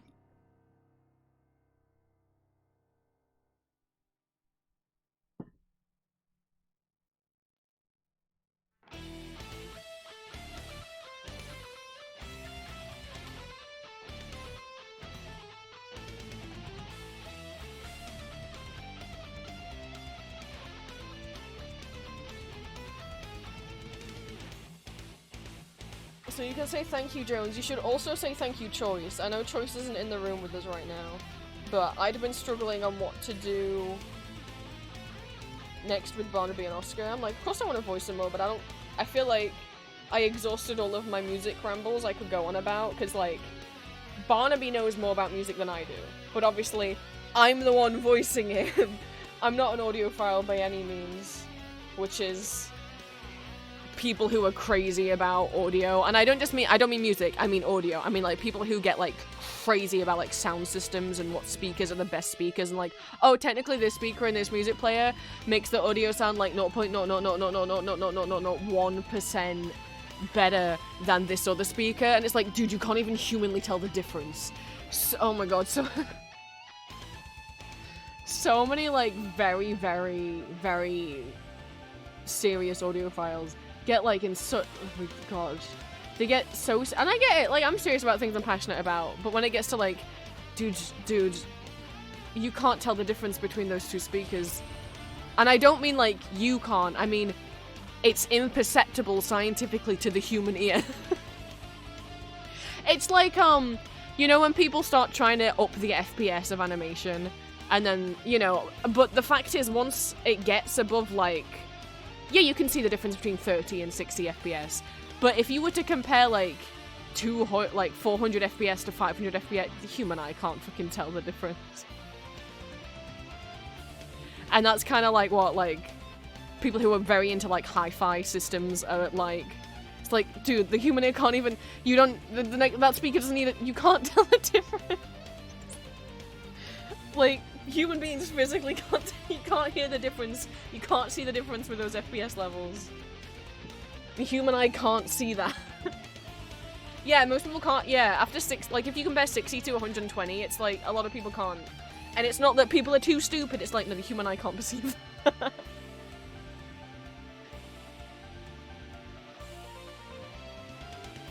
Oh, it's like with video quality, once you start getting above 4K, you're not gonna see, the human eye's not gonna be able to see much difference. And also, a lot of monitors can't even display above 4K anyway.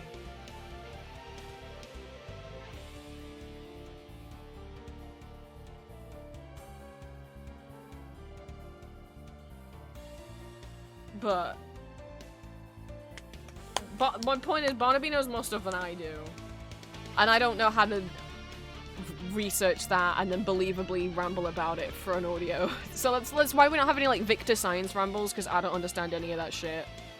And I wouldn't be, even if I tried to study it, I wouldn't be able to ramble and make it sound natural. But Choice was saying that, I said in Discord that someone was saying to them, like, why have a CD when you can just have the music on your phone? And it triggered me. Joking. But I was like, Barnaby Audio awakens, and I recorded right then and there the other night. Cause, like, no, but it's not, but, oh, do people not know? Do people not know that, like, Spotify is not CD quality? They have to, you have to know. Like, Spotify only streams at a max of, like, so, audio files, the quality is measured in kbps, and with MP3 files, the highest you're gonna get is like 320, which is what my audio downloads are at. Right, they're at 320. But if you were like downloading MP3s, if they're 320, great. If they're 190 to 320, still fine. I think 190 is as lowest as you can go and them still sound fine. If you get to like 60 kbps, low, it's gonna sound, the quality's gonna sound terrible. You're not even gonna be able to make out like what people are saying. Like, so, but 390 MP3 is fine. That's absolutely fine.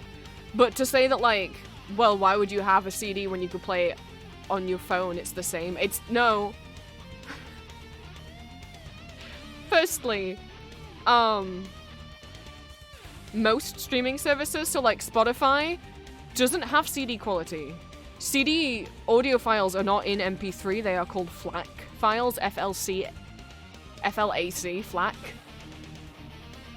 When you rip a CD, and like, do some people not even know that when you buy a CD, you can rip that shit? Like, you can put it in a disk drive in a laptop or PC, rip it to your computer, and now you have either the FLAC files if you want full quality, but FLAC files take up a lot more storage space on your PC. So if you want to change, you can just tell like Windows Media Player or whatever, like, or iTunes, be like, don't rip it at FLAC. I don't have the space on my hard drive. You can do MP3 instead. Like, you can choose if you want an MP3 instead with most programs. And then once you have the FLAC or the MP3 files on your computer, you can just drag those and drop those onto your phone if you plug your phone in, or if you have something like Google Drive, Dropbox, you know. And then you have the music on your phone anyway, plus you own it. But like, do people not know that Spotify is lower audio quality than CD? Spotify keeps saying that they're gonna get CD quality. They never have. They never have. And also, a lot of these streaming services, you won't get MP3 HD quality without paying. So like, a lot of them, the free service might be like 190 kbps, and if you want 320, you have to pay for the premium. Tidal's the only music streaming service I know of that actually has FLAC quality audio. I only know that, like, we're like, see, you're a nerd, I'm like, my dad's a nerd. I know some things, and then extra stuff like, I only know what Tidal is because my dad really likes testing out different music streaming services. He does have hi-fi setups and stuff, though he's not like crazy picky about it like a lot of people are. But yo, CD quality is higher quality than Spotify. Some people might not be able to tell the difference, and obviously if you have like a cheap pair of headphones or a cheap pair of speakers that you're listening through, you're not going to be able to tell the difference anyway, probably. You know, depending on the speaker or the headphones that you have. But it's like, but firstly, you can rip CDs to disk drives, and then you have the actual files, and then you can just drag those files into your phone and then also have it on your phone anyway. Secondly, if we're gonna get pedantic and technical, no, Spotify is not as high quality as actual CDs. Without bringing up all the fucking issues that Spotify has. And that's not to say, therefore, you have to have CDs. Like, obviously, it's whatever you prefer and whatever's more affordable to you. It might be, if you listen to loads and loads of new albums all the time, a premium subscription to Spotify would probably be a lot cheaper than buying a new album every single week. That's true. Your CD won't play an ad. And you own it, and you don't have to worry about it being taken off the streaming service that you use. And,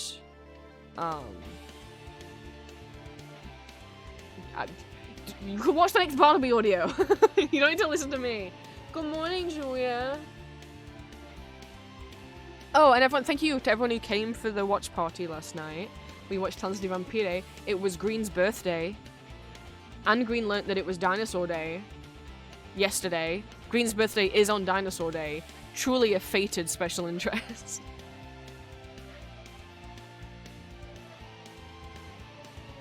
We're doing watch parties every Sunday in my Discord. What we'll be watching this week will be the Broadway musical Death Becomes Her. Do read the trigger warnings. There is like body horror. It's practical effects. There's no gore or blood, but it still might be upsetting to some. So, or you could always have a look at like what the practical effects look like and decide up to you, you know. I'm always happy to show more people German musical theatre. That's my special interest. So,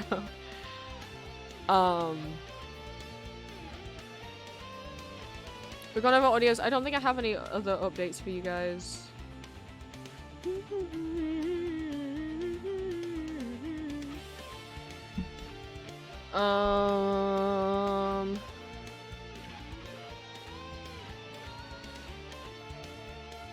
Yeah, let me see if Julia takes me, because Julia wanted to co-work today. I don't know if she's still down. So whenever Julia's ready, I will get off stream.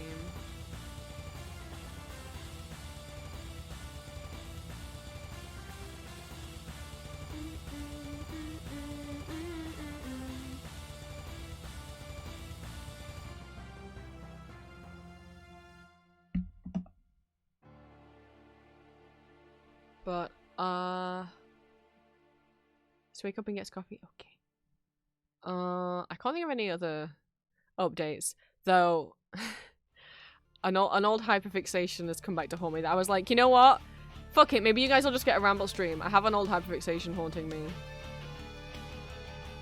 Here's what happened. In my insomniatic in and out of sleep slumber, for some reason, my brain was like, hey, would you like to have a dream about 2 fictional characters that you haven't thought about in years and years and years and years? Like, let me fucking check when these films came out.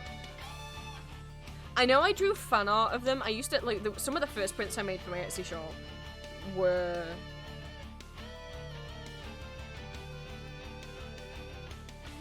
of these characters. I actually almost don't want to... Oh, it came out in 2012!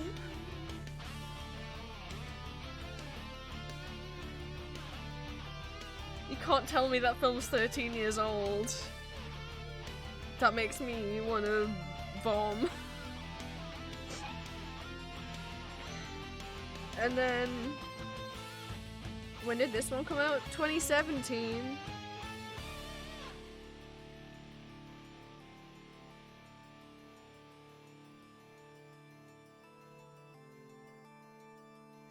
Okay, so one of the films is 13 years old and one of the films is 8 years old. It would have been 8 years ago then that I was doing, because it was after the second of those 2 films that I did some fan art. And I've never drawn them since, which is a shame because I have a very different art style and I draw better now than I did back in 2017. I've got the itch to draw them again. I'm gonna lecture you guys about them, because you know what? Fuck it, you know what? And then I can draw when Julie is here, and that's what I'll do for co-working. Or I guess I could have gotten work done right now. I guess I could have gotten work done now. And then drawn fan art for fun with Julia. I'm just gonna change the to just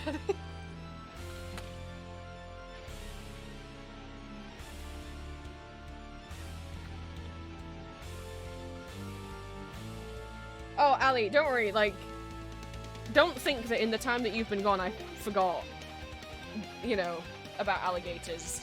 I can't see alligators without thinking of you. That's my permanent, the permanent rewiring to my brain that you did.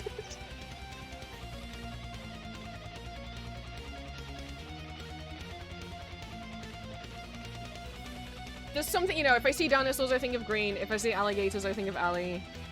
If I see, like, Genshin Impact, especially if I see Aether, I'm like, that's Oliver, that's Plant, obviously.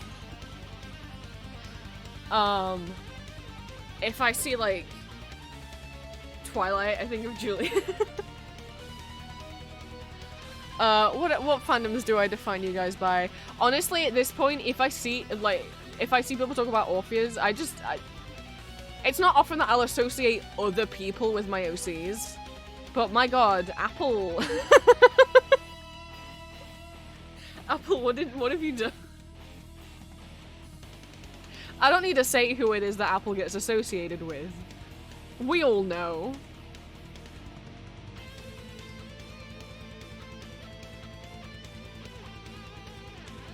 Something gay up, she gave me, yay!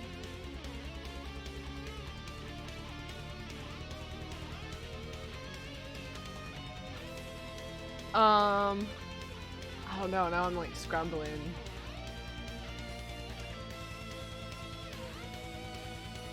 Apple, yeah, sorry to anyone else who likes Orpheus. Apple is president of the Orpheus fan club. They haven't claimed that for themselves, I'm saying that right now.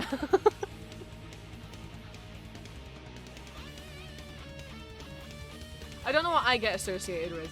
I hope when you see De Todd, you think of me. Mostly because if you try and Google De Todd or Elizabeth Das musical, you can't do a Google search of it without me popping.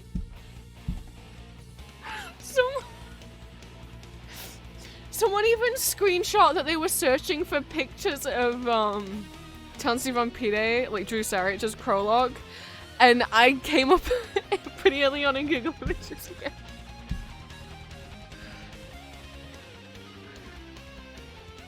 I am with Transformers, that's really sweet. Shimoro, hell yeah. Oh, that's true. Green is Kuropi, Batsumaru is Julia, Tuxedo Sam, that's Aurora. I don't know anyone else who loves that dang penguin so much. I know Aurora's mostly been on the Hampter talk since they came back to Discord, but trust, there's a Tuxedo Sam fanatic in there. Oh, Pom Pom Purin is Oliver, yeah. Just making research, you kept popping up. Look, I got into European musicals, German musicals as my special interest in like 2020. And from 2020 to 2022, I was very active in like constantly making fan art, fanfic, gift sets, research posts, just like essays on Tumblr. Trying to archive stuff and share where I found stuff archived. So like, I at least haven't done as much because like I have a job, I have more work to do now than I did back then. But yeah. If anyone else wants to be associated with the Sanrio character, I guess you gotta rant about them more.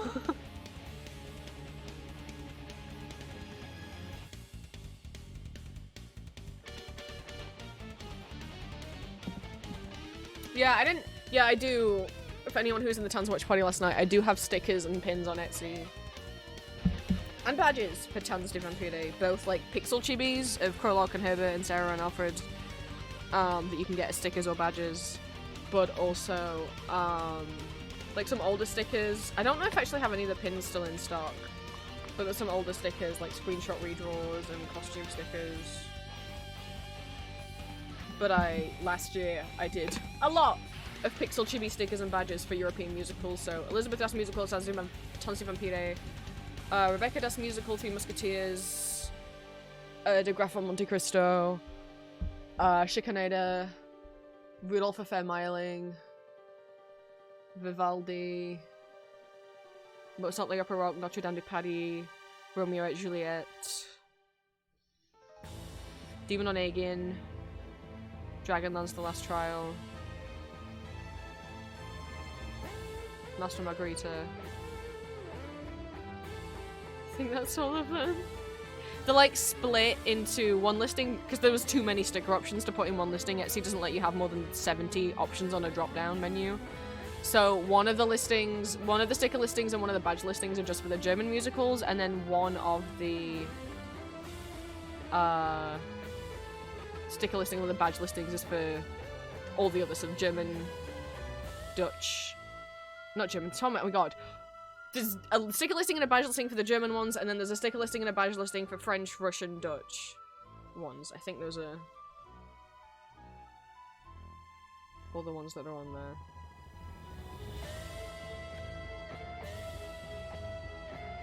Try to just do like the most well-known and main ones, but there's a lot of Elizabeth ones. It's not my fault that every time there's a new Todd, they get like a whole new costume and hairdo. There's a lot of Tods. There's Uwe in like 3 different costumes at least. And then Mate, Uwe, the original Todd, Uwe Kruger, and then Mate Kamalos, and then Mark Seibert. And then also Stanley Billis in the original Dutch Todd, and then Sylvester P. Szabo. I guess, actually, I can't remember if it's based on him or if it's based on Mr. Tamas, but anyway, the Hungarian Todd, because they have different costumes in those productions. So De Dude, as he is in the Dutch production, and Ahalal, as he is in the Hungarian production. The 3x17. Well, the selfie of, there was a concert recently celebrating the music of, Sylvester Leves, which is the composer behind Elizabeth. Oh, Mozart Does Musicals got stickers as well. Behind Elizabeth Does Musical, Mozart Does Musical, Becker Does Musical, and many more. Those are the big three, I would say.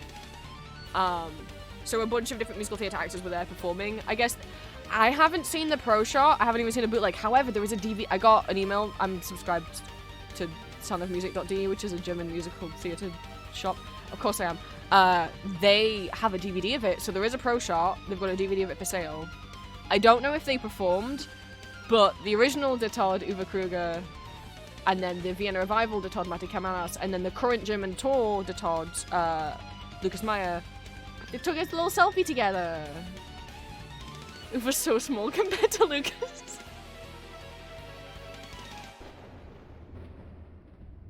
Lucas is so tall. I don't know if they performed together. I don't know who performed at it. I haven't had a search around. I don't know if anyone knows, but those are because they put them on their social media. But in terms of like, that could mean that would be cool if all three of them were on stage like performing the Listertons together. I'd love that. But I don't know. It's also entirely likely that some of them were just guests and weren't getting up and singing. It'd be cool if they were singing together though. That'd be real neat.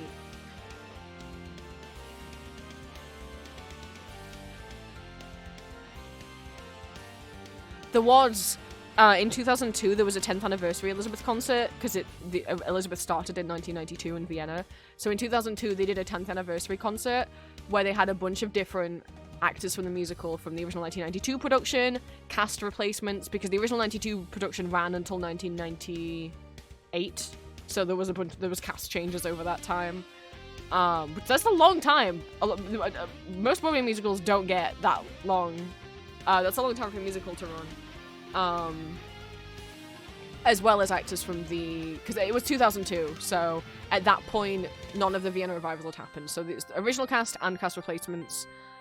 The 1996 Japanese, both Takarazuka and Toho cast, because Ichiro Maki is the first Japanese person to ever play De Todd, because she used to be in the Takarazuka acting troupe, which is an all-female acting troupe where women like cross-dress to play the male roles. So she was the first ever Japanese person to play De Todd, but then she left Takarazuka and went to join Toho and became the first, and then started playing Elizabeth. So,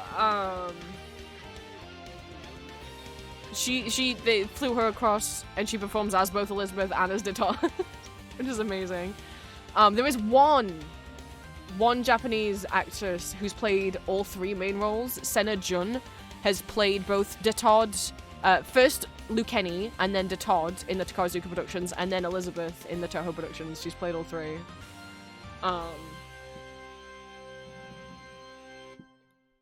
And then they had the original Dutch De Todd and Hungarian De Todd, because I think those are the only productions that existed at that time.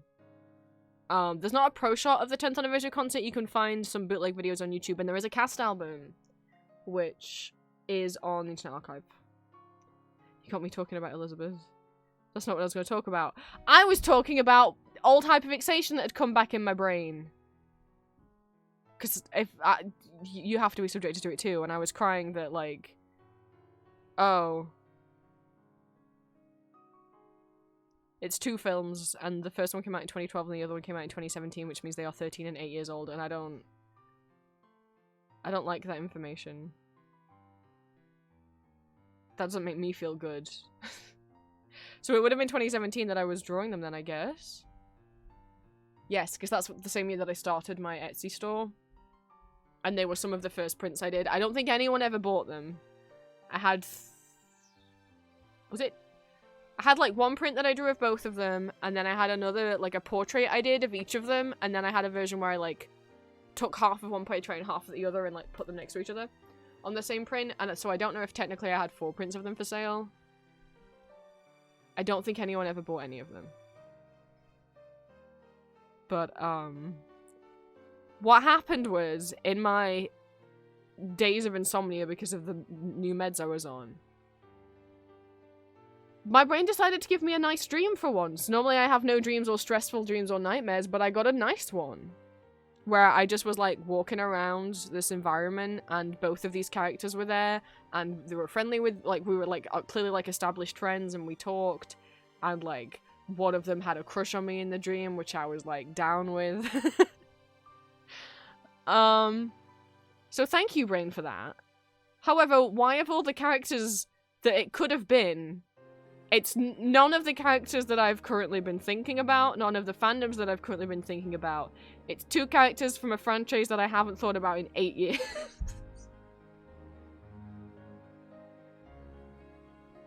But I don't want judgment. I want to hear me out on this.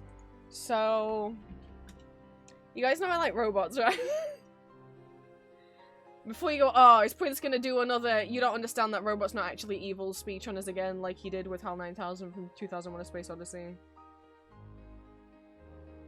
Yes! Yes, that is what I'm gonna do.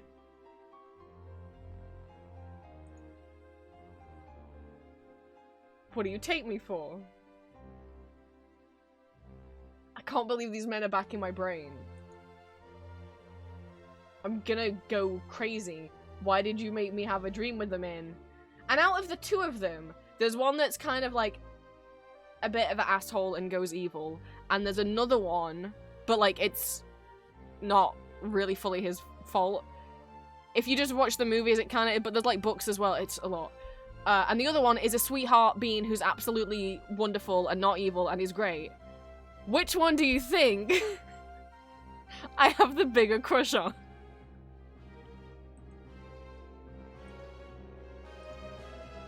Fucking damn it. It's not the sweet bee. I'm so I'm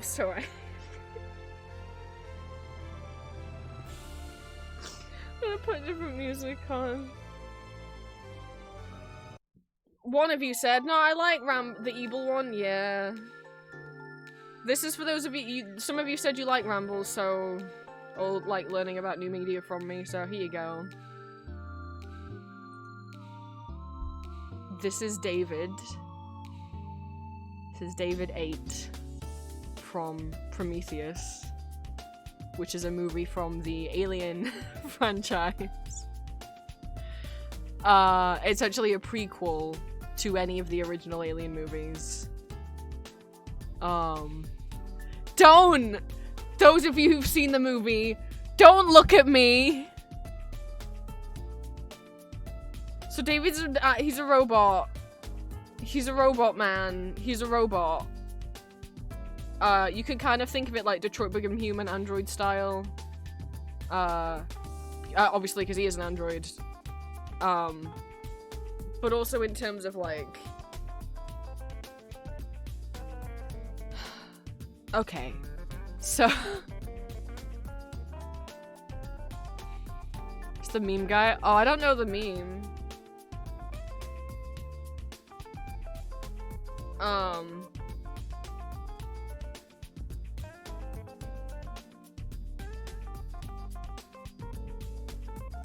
So, David, right.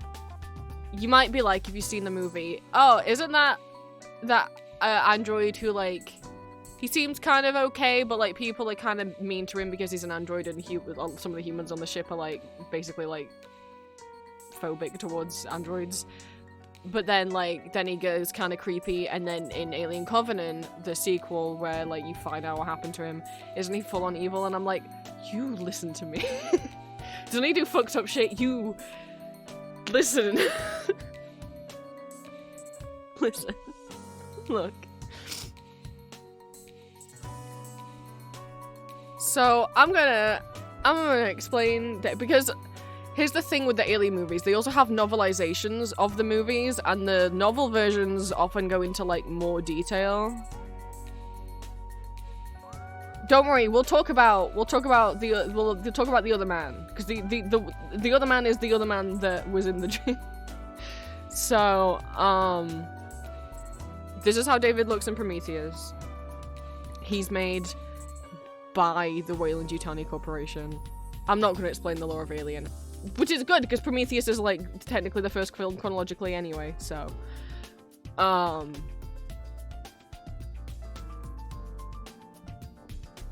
Peter Weyland exists. He's an asshole.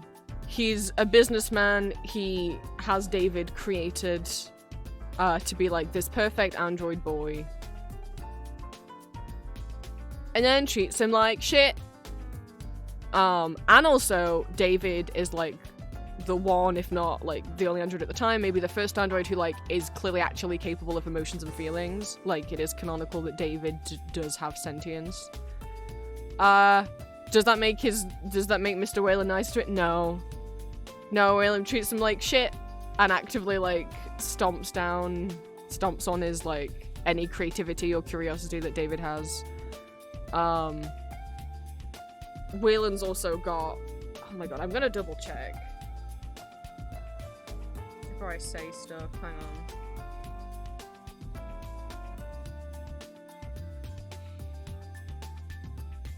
Yes, okay. Weyland's also got a biological daughter, who he also treats like shit, because she's a girl.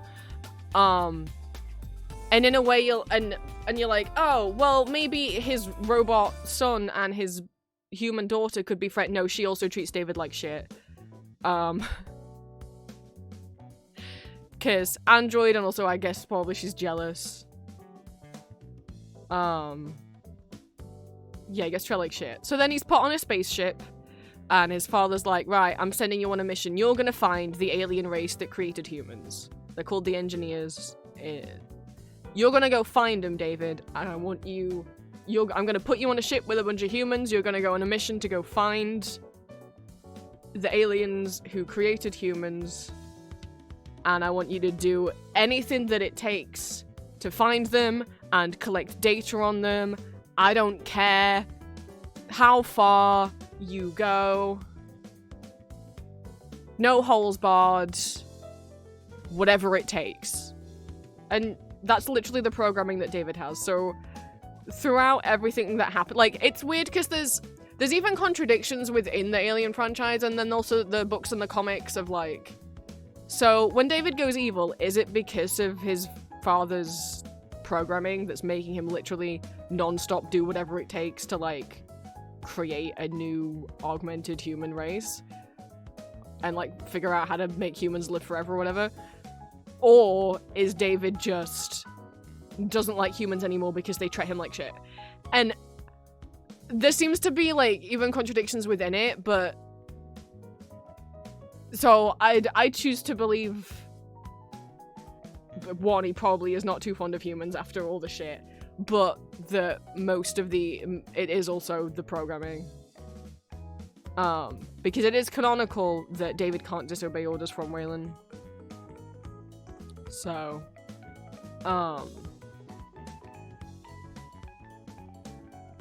if that is programmed into him, and Weyland is very much like, whatever it takes, I don't care how unethical it is. Boy, that explains shit that David does in the later movie. So, off David goes on the ship. All the humans are put in cryosleep for years, and David's the only one awake on the ship, all alone. Poor little guy. And he's just kind of cute. He spends his time watching old movies and dyeing his hair, bleaching his hair blonde, and like actually seemingly like having a personality, like having his own interests in old movies, being kind of vain about his appearance.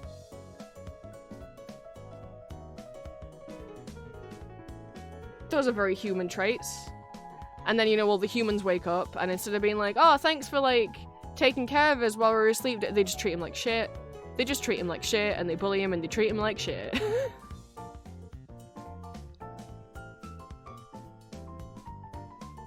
And they find the planet with the human... Spoilers for the... I'm just gonna explain.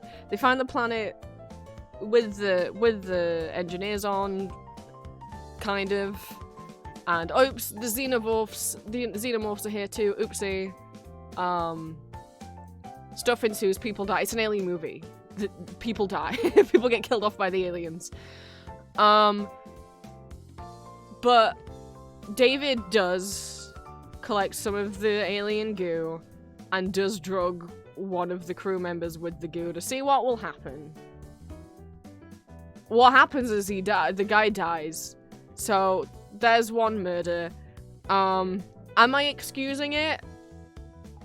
You know, firstly, if people had just been nice to David, I think, and also he didn't have a shitty dad who programmed him to be evil, I think he'd be nice. I think he'd be but, and he clearly does have a soft spot for people that do treat him nicer, because, I mean, Shaw could be nicer to him, but she's the nicest anyone's ever been, and he does immediately, like, possibly fall in love with her. It's never really clear how far David's feelings for her goes, but he does seem to genuinely care about her. Yeah, so David does the alien goo and kills a man. But, spoilers, yeah, because his dad wants him to, told him to. His dad's supposed to be back on Earth, but, surprise, his old, frail, dying, shitty dad creator is secretly aboard the ship, still giving him orders to, like, you're gonna find out how this goo and these xenomorphs work, David, and I don't care how many of these crew members die. Okay. All of them die. I mean, David literally, he openly hates his father, understandably so. He, like, has a line that's like, don't all creations wish to kill their creators? And it's like, no, David, no, they don't. I think that's just you, because you have, like, the worst dad in the world.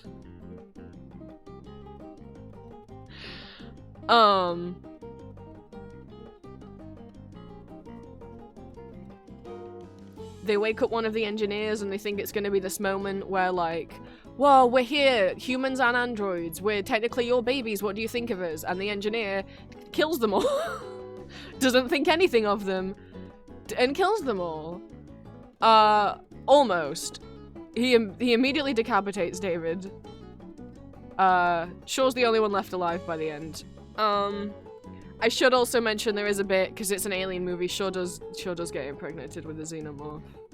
She doesn't die though. She gets it out of her. It's an alien movie, there's gross stuff in it. Now, what was David's thought on that situation?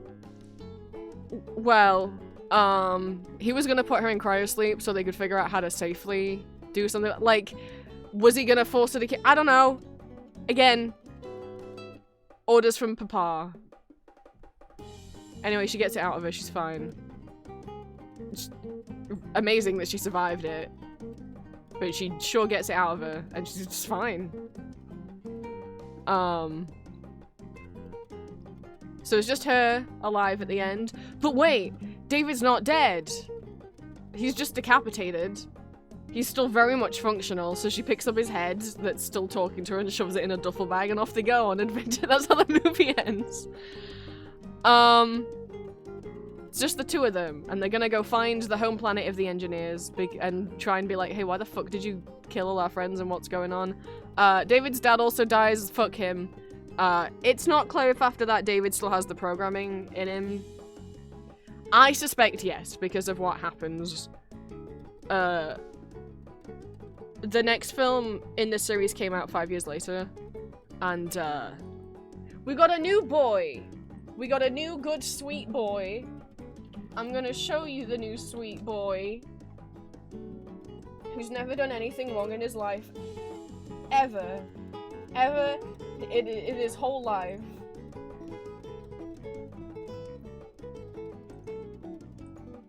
In his whole dang life.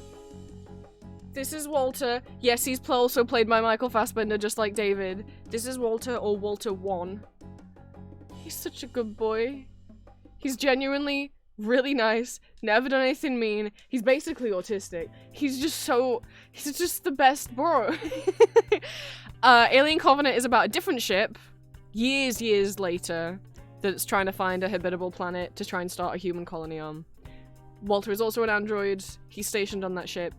He doesn't really he isn't supposed to be able to feel any human emotion, but by the end of the film, it's clear that he does. He doesn't really know what he feels or why he's feeling it. Very autism coded. He very much struggles. He makes cheesy jokes. He doesn't know how to smile properly.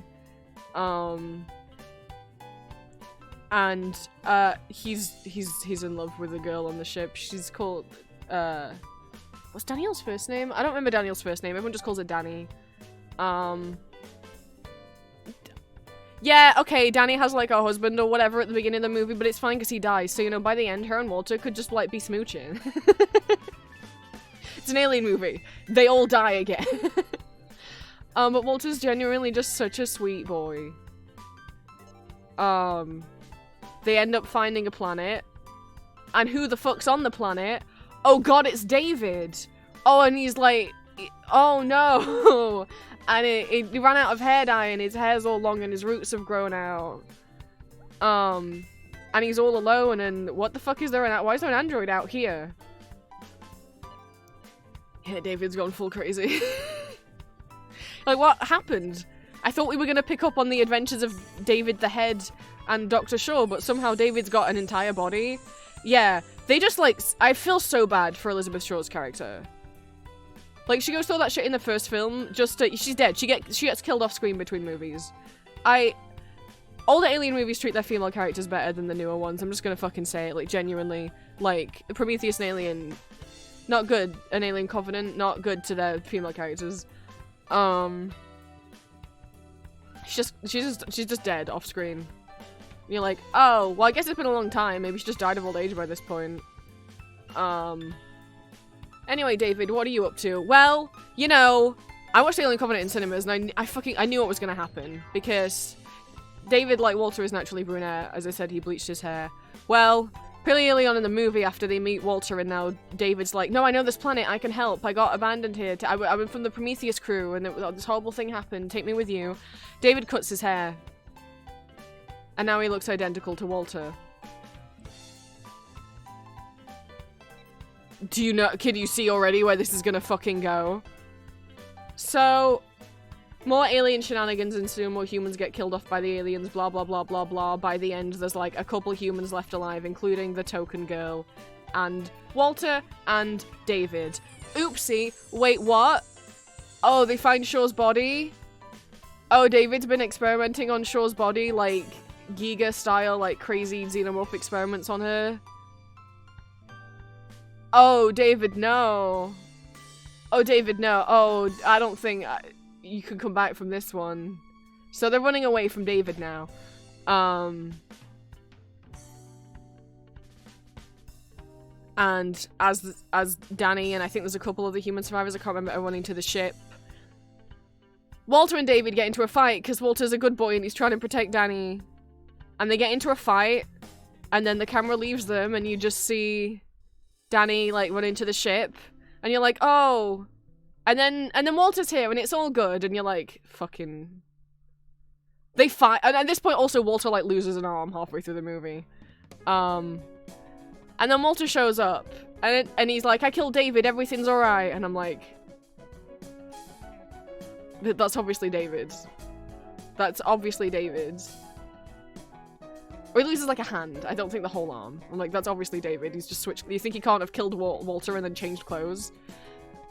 But then you're like, oh no, he does only have one hand. And like, you think David wouldn't rip one of his hands off if it meant getting more humans for his experiment? Like, and then they're all on the ship, and then David helps fend off the ship from some more xenomorphs, and then everything's fine, and Danny goes back in cryosleep, and she's like, thanks for everything, Walter. And hey, you know, when we get to that planet, we can do all those things we dreamed about, remember? Like, we can do this. And Walter's, and then the android's face is, like, all confused, and she's like, you remember, right, Walter?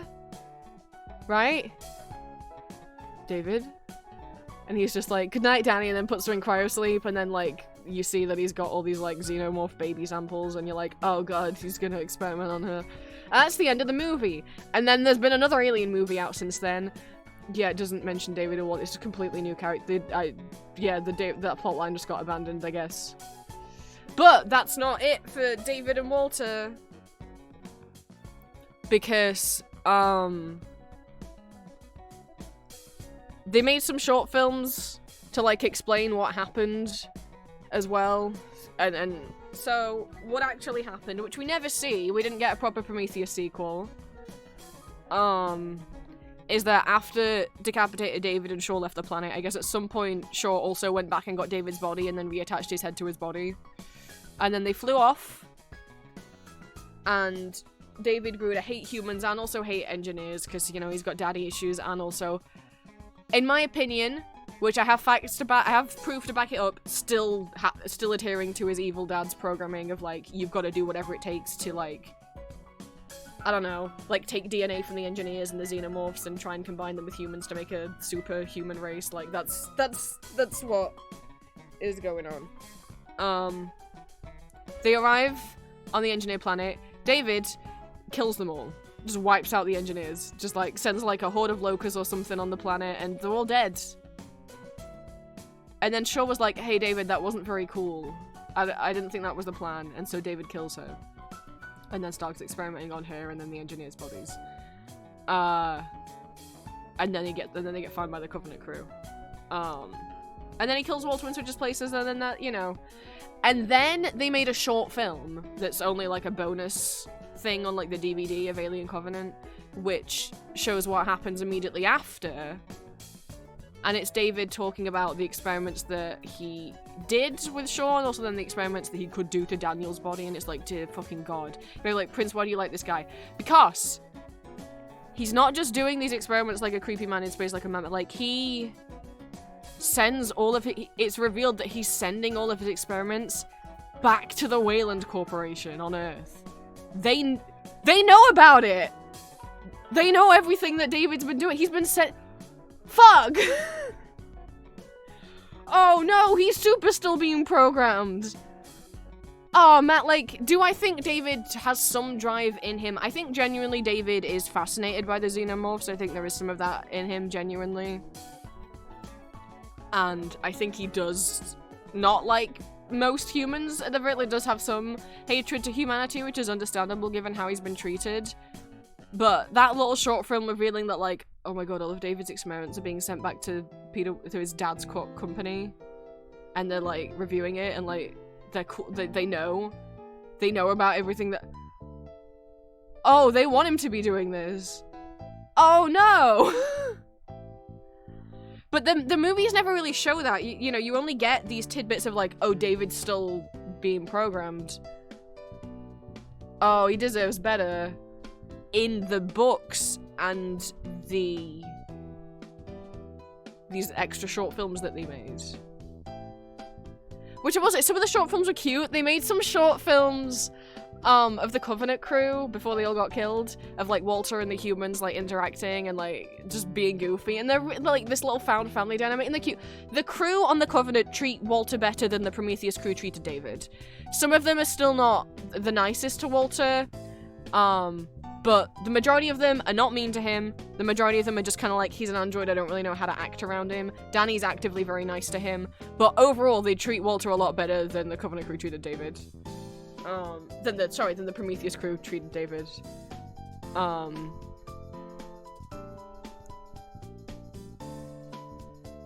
So that's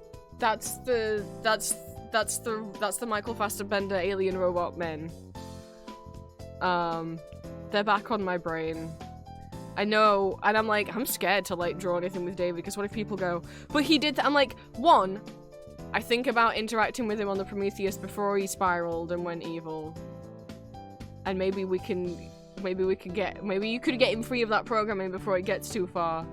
But also, yeah, there's a lot of things that hint that it's like, there's still programming in him to be like, I mean, the fact that you find out he's sending all the experiments to the Wayland-Yutani Corp, you're like, oh no.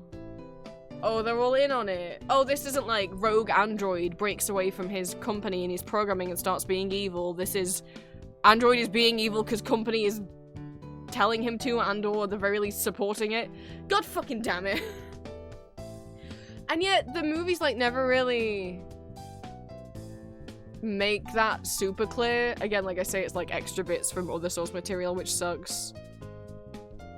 Like, I'm not as big a David defender as like HAL 9000 in 2001: A Space Odyssey. Absolutely, he only killed those people because humans fucked up his programming. That is canon. That is very clear in the movies.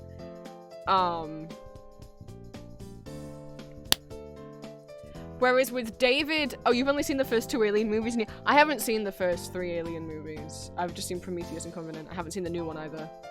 So I didn't know that's the common knowledge in the Alien franchise that androids are usually programmed to be evil by the company. Because yeah, the Weyland-Yutani Corp is not a good corporation. Well, I didn't know that. I don't know. Maybe a lot of people that have seen Prometheus haven't seen the rest of the Alien movies. I don't know. I definitely feel like if I like David, I fear judgment of like, oh, but he did things. I'm like, yeah, but he's also like been programmed to do those things. Okay, well that's an even bigger defense if it's like, no, the Weyland-Yutani Corp have like a history of like programming robots to do evil and humane experiments on human beings. David just wanted to watch, literally, if you see what David's like when there's no programmings affecting him and he just is like on his own devices. What is he doing? He's just watching Lawrence of Arabia. And that's what he's doing. And bleaching his hair. Like, he's not, when he actually gets to do what he wants in his own free time. He's just chilling. It's not harming anyone. I haven't seen the newest movie. So the newest one has a nice android. Aww. So I can tell every AI in the Alien franchise has the directive to gather alien experiments and bring them back to study, even at the cost of human crew. Well then, there you go. I don't know, maybe I'm too like, look, I like Supernatural and I like Lucifer, and like someone asked me on Tumblr, like, would you ever do any Supernatural audios? And it's like, no. Mostly, one, I have no interest in voicing Sam Ordino Cass, and I don't know how I would voice them or improvise as them at all. But also, I'm scared of the Supernatural fandom because, like, while I've had a lot of fun getting back into Supernatural because it's something I loved as a kid, and then felt like ashamed and embarrassed for ever having liked that it was too cringe, you know, and also like was worried that because I liked Lucifer and Supernatural I'm gonna go to hell and like fucking stupid religious trauma, right? And I'm glad to be over all of that and to be able to enjoy the characters again. However, you know, there's some fandoms where you're like, you feel safe to be trans in. Like the Arcane fandom. While there is actually Lest, but while there's no main characters, I'm classing Lest as a supporting character. She's in like a couple scenes. There's no main trans character. There was no trans characters at all in season 1, and even then, the fan base is very trans friendly. There's a lot of trans people who like it. There's a lot of trans headcanons, a lot for characters. A lot of people draw the characters as trans. Like, you know, it feels like, oh, I can be a trans person posting art of trans Victor, and I'm gonna be fine, right? I feel fine being trans in the Cookie Run fandom. I feel fine being trans in the Fear and Hunger fandom.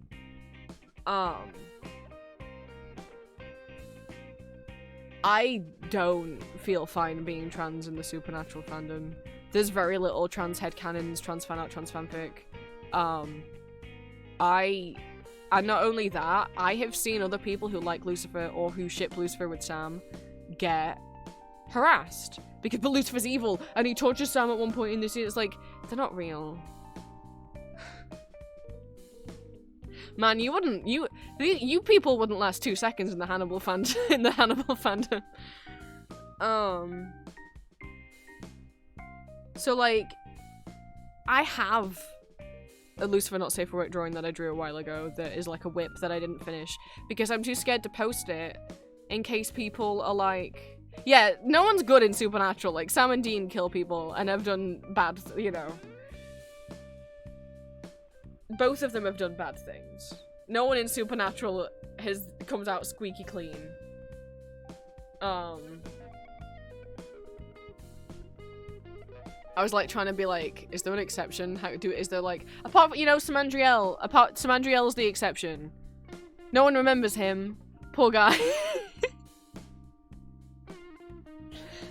also Smudgel was an angel. He was in like season 8 or something.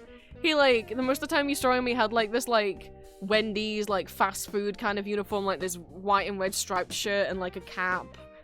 And no, he still doesn't come out squeaky clean, but I feel bad because he then like just gets like kidnapped and tortured and then like you never see him again.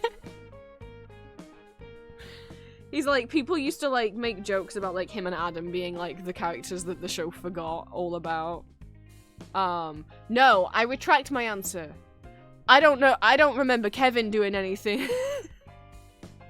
I'm changing my answer. Now, I don't remember, I haven't seen every episode of Supernatural. Maybe they made Kevin do something evil in the end, but I don't recall Kevin trying ever being an evil boy. Yeah, no, even God in Supernatural's bad. Oh, God in Supernatural ends up being absolutely evil. Like...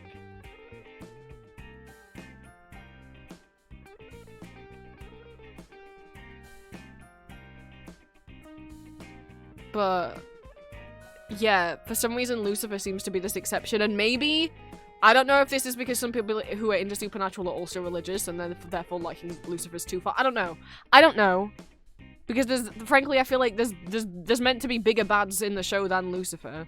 And I think there's people that have, I don't know. There's people who I see as worse than Lucifer, because at least you're like, yeah, Lucifer did evil, but you can also see how you feel like he's a sympathetic villain at times. There's characters who aren't. There's characters, like, does anyone sympathize for Dick, Roman? I don't think anyone does, right? But, yeah, I haven't finished the art because if I finish it, I'll want to post it. And then I'm just scared. I mean, I know I made like one post talking about my Lucifer headcanons and some people were nice about it. I didn't get any hate comments on it. But like... and you know, there are other people in the fandom that like Lucifer. But sometimes I'm like, if I felt able to, which I do not feel able to make Supernatural reviews. But even if I did, I am scared of Supernatural fans finding me and being transphobic. Is the main fear. That's not me calling all Supernatural fans transphobic, because obviously I like Supernatural and I'm trans. But it's just a fandom where, like, I don't feel safe being trans in the Marvel fandom. Because I was trans in the Marvel fandom, and I got death threats for it on Twitter. So, you know, that was a bad summer. It was when the Loki series came out, and me and some other trans people and gender fluid people in the fandom were, like, criticizing the transphobia in the show. That didn't go over well with the majority of the fandom, including some of the people who worked on the show. Even though no one was being mean, they were just trying to get like answers of like, hey, how did it turn out like this? No. The transphobia that came out of the fandom during that time was horrifying. There's a reason why the only Marvel thing I watched after that was Moon Knight. And I only got convinced to watch that mostly because of Oscar Isaac, and because I'd heard the DID representation wasn't that bad, and because I already liked Moon Knight. But, like, the Marvel fandom, to me, personally, doesn't feel safe to be trans in. The, like, Arcane, sure. League of Legends, no. That doesn't feel safe to be trans in. Transformers fandom, in terms of, like, the actual nerdy fandom that's into, like, the comic books, feel safe to be trans in. Bayverse fans, doesn't feel safe to be trans around.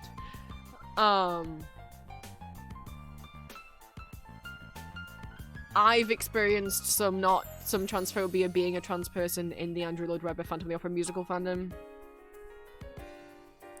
And the Supernatural fandom, you just get a vibe for these things, especially if it's an older fandom, especially if it's a fandom that started in a time where trans people were less accepted, or you didn't see trans people in fandom and in headcanons and stuff, right? That I just am scared. It's just a vibe I get. I can't help it. Well, you know, and I'm just saying there's plenty of other fandoms where I feel fine, like Arcane, Finhunger, Ultra Kill, but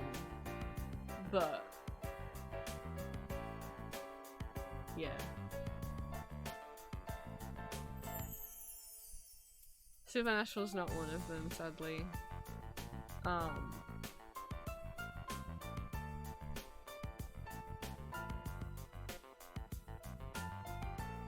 It is just a vibe that I get. Sorry for bringing up transphobia again on stream, oh my goodness. What a good art stream we've had.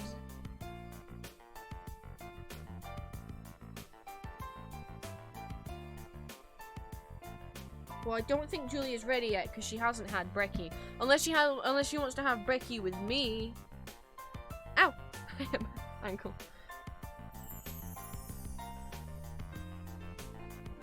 So yeah, I don't know, if you see any alien fan art.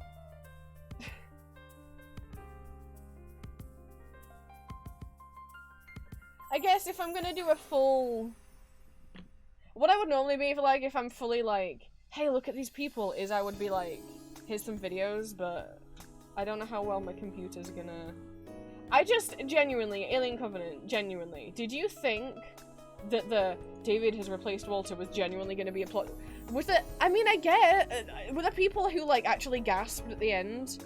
Because I feel like the moment David cut his hair short, I was like, oh, okay, so he's gonna kill off Walter later and replace him, or there's gonna be some kind of mistaken identity thing. And then as soon as they started fighting, and then the fight went off camera. Sorry, I opened up YouTube. And then the fight went off camera. I'm like, oh yeah, Walter's dead. Poor baby boy.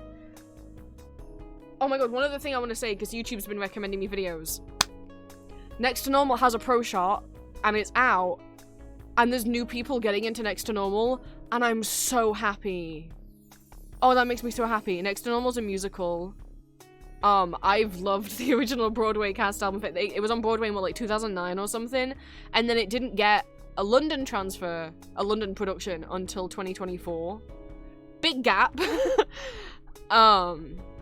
And I love the music, and it's so, Next to Normal's so heartbreaking. I mean, trigger warning, it does deal with heavy mental health topics.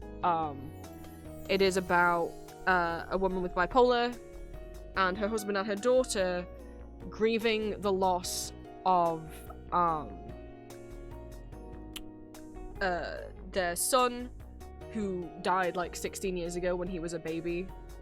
But Diana is, the mother is very mentally unstable and is still like hallucinating that he's there. Or like she's not doing well. And the musical is very much about how grief affects a family. However, you know, trigger warnings for Next to Normal, you know, there are scenes where Diana goes through therapy, which does include taking meds and not having the nicest side effects. She does self-harm / try to commit suicide in one scene. Like, it gets so severe that she does do that in the musical. The West End version has, like, fake blood, which I was not expecting when I was watching some highlights of it. So, be wary of that. I don't know, like, if directly, like, there's fake blood while she's doing things, but there is at least, like, blood on the floor afterwards. Which results in, at the end of Act 1, her having electroshock therapy, which... The reason why we've never done an Next to Normal watch party is, like, I don't like looking at electroshock therapy stuff, so... And the musical's not really pro or against it, it's just like a thing that happens. And then with Act 2, it starts with her then having quite a lot of amnesia because of it. And I don't want to spoil the whole plot, but I also want to give trigger warnings. Her husband, because she can't remember things, there is... Ugh, Dan, why do you do this? No one's, like... Dan's not evil in the musical, I want to be clear. Like... Dan, her husband, is, like, basically not allowed himself to grieve this entire time because he's just been, like, taking care of Diana while she keeps having these breakdowns and being not nice to him at all, and he's still been sticking by her.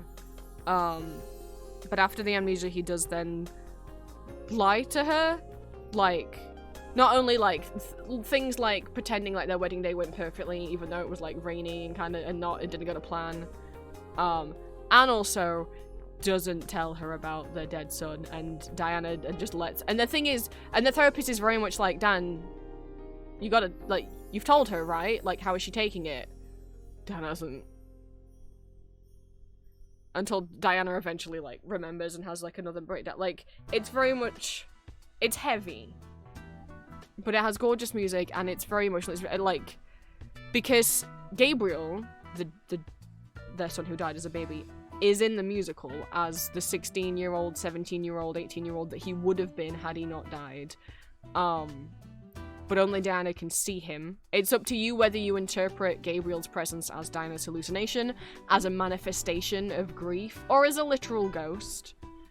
And I love Next to Normal. The original Gabriel in the original Next to Normal on Broadway was Aaron Tveit, who you might know as being Honduras in the Les Mis movie, and in many other musicals. And I always liked the original cast. Their performances. I always cry at the end of Next to Normal because major spoilers. If this sounds like something you're interested in, stop listening to me talk.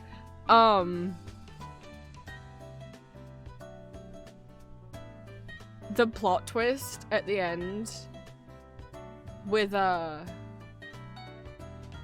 gonna cry. Maybe I can say it without fully spoiling it, but just for people who know the musical. I don't know. The twist that Dan, you know, because obviously Dan's not been allowing himself to grieve this whole time, so at the end when Dan finally gets to start with his own grieving process, the reveal that he's been able to see Gabe the whole time. Or that song, and Gabe singing to Dan until Dan finally says Gabriel's name, and that's the first time Gabe is named in the musical. You don't find his name out until the very end. And then Gabe says, "Hi, Dad." I'm like weeping. And that song's going around as a TikTok sound right now. But that's what the song's about, is you think this whole time, it happens right at the end of the musical, and you're like, yeah, obviously Gabe is Diana's hallucination, and no. He's much bigger, just a metaphor for grief, or if you want, a literal ghost. You find out at the end that his dad's actually been able to see him this whole time, and has just been ignoring him and pretending like he can't see him. And so that song at the end is Gabe's ghost / manifestation of grief. Being like, I'm starting, Dan being like, why didn't you go with her? Like, you're Diana's hallucination and her grief, you should have left with her. And it's like, no, Dan, because he's your grief too, because you haven't grieved him. God, I'm crying thinking about it. I love Next to Normal, and if I did musical theatre, Gabriel would be a dream role. The one thing that the one thing that I would be like, hey, if I changed anything in Next to Normal, I would love a more emotional Gabe. Because he goes through most of it being just kind of like, obviously attached to Diana, and obviously like angry at Dan, but I'd love a more emotional Gabe, and Jack Wolf in the West End production has given me everything I wanted from Gabriel. There's a pro shot, it aired on PBS, but you can find copies of it online, I'm sure. Even though it's the London production, it aired on PBS in America. I don't know that it aired over here, but I'm sure you could find copies of it. If not, I'll try. There's a subreddit called Pro Shot Theatre where people link pro shots. What?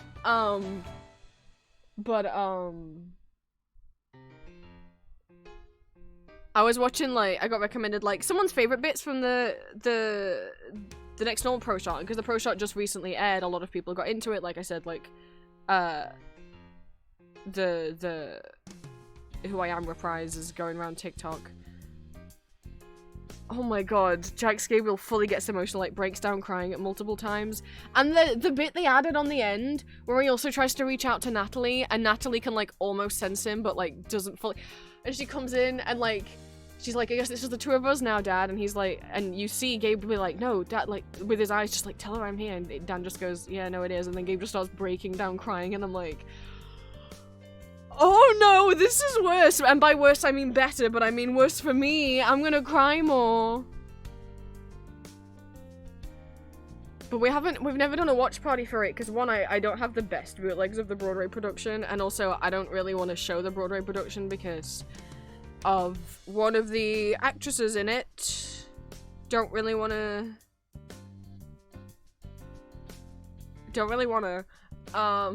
But oh, now we've got the West End Cast Pro shot, but I still don't know because it's such a heavy musical.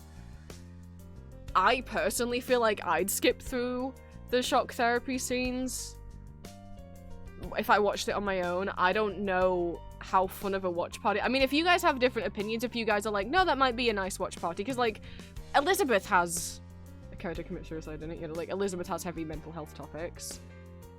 So if you think it would be a nice watch party, we could. Obviously, I would put trigger warnings and I would be like, do not come along to it if you don't think you can handle it. But like, I feel like I'd be worried about watching that late at night before bed. Because we do watch parties quite late in my time zone. But, I would describe the music from Next Normal like, it's not a full-on rock opera, but I'd say maybe like indie rock, like alt rock, is how I describe the music. I wanted so badly. I've wanted a new Next to Normal production, and especially a Next to Normal production in the UK for so long. Like I said, the Broadway production was in like 2009. It took until 2024. God, was it worth the wait. Did see? Yeah, I mean, Gay Swan Lake does also have, that's true. It does end with a character committing suicide. Yeah, Green, you've got tickets to go see it. Have fun! I'm sad I'm not going with you. I didn't go. I got tickets and then I didn't go, even though it's my favorite ballet, because what we've realized is going to the theater and the cinema on my own is not something I can actually do. It's just not something that's accessible to me and that I feel comfortable in without somebody else with me.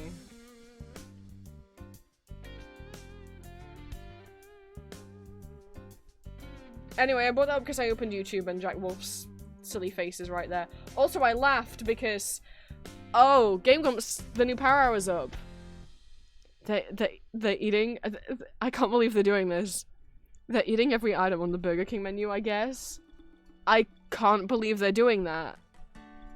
Not just because I think Burger King's disgusting, but because they also think Burger King's disgusting.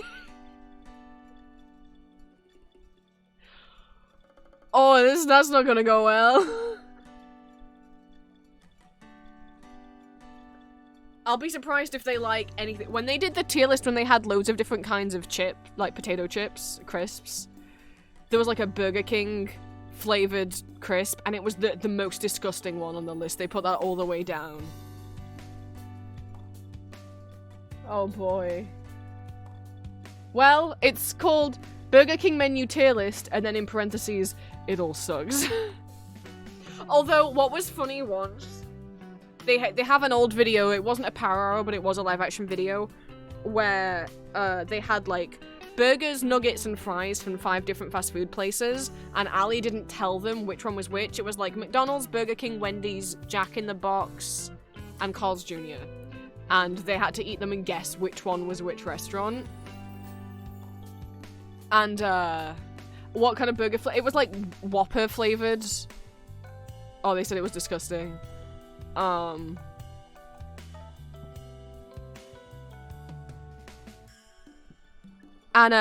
Aaron is very much known as loving Wendy's and always praising it and saying like it's the best fast food. And when they were doing the blind taste test and he had the Wendy's burger and he didn't know it was Wendy's, he said it was disgusting, and then it tasted like ash, and then he said it had to be Burger King, and then they were like, Aaron, it's Wendy's. He's like, no, is this like a prank show? No.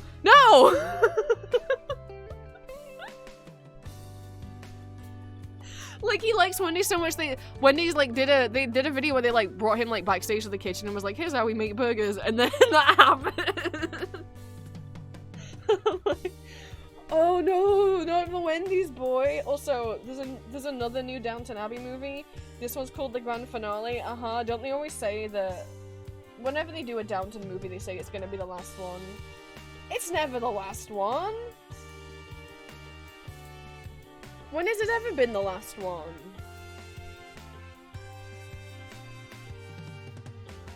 But I'll find, let me show you some next to normal then. I'll find the Tony Awards performance of the original Broadway cast. So yes, context.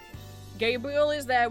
Gabriel is Diana and Dan's dead son. He died when he was a baby. But he is haunting Diana. One, she's bipolar and she is hallucinating him, but also he is a manifestation of her and the family's grief. He appears as the age he would have been had he not died. So he's like somewhere between 16 and 18.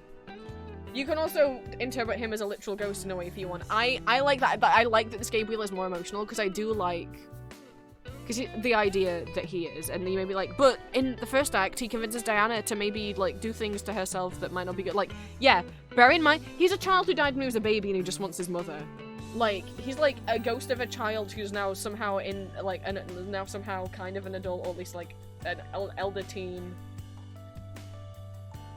Who's, like, been alone his whole life. Like,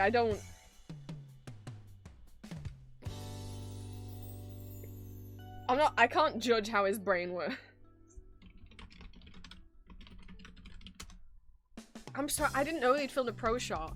In terms of other pro shots, because the other thing is, here in London, I'm not in London, but here in the UK, it's easier to get a pro shot filmed, as in, like, a professionally filmed video. A pro shot stands for professionally shot, like, a DVD, a theatre live, like a cinema live stream, a TV broadcast, like an officially licensed video of the musical. A bootleg is what we call it when an audience member sneaks a phone in and takes a video without, like, permission.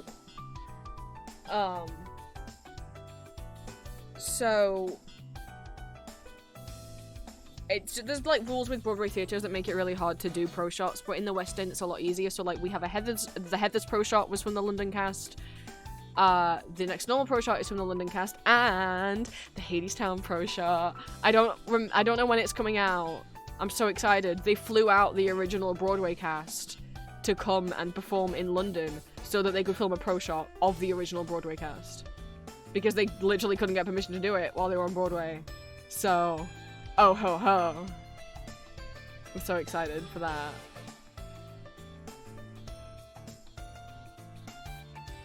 Pro shot Patrick Page Hades. Oh my god.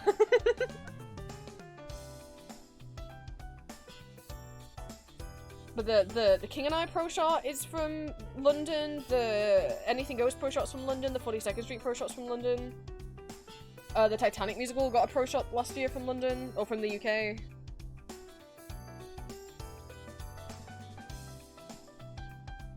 Yeah, Maria on my shoulder. That's where you go now.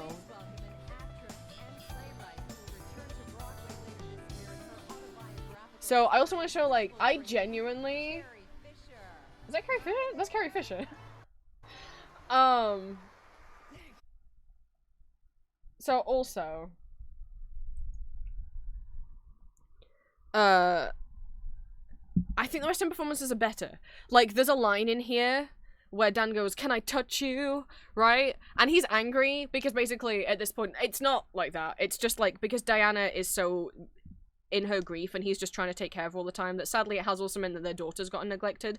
Diana doesn't even ever really talk about her daughter who's alive, which is why the song Superboy and the Invisible Girl exists. It's Natalie being so upset that, like, her parents and especially her mother are only ever thinking about her dead brother and not paying any attention to her. She's still here.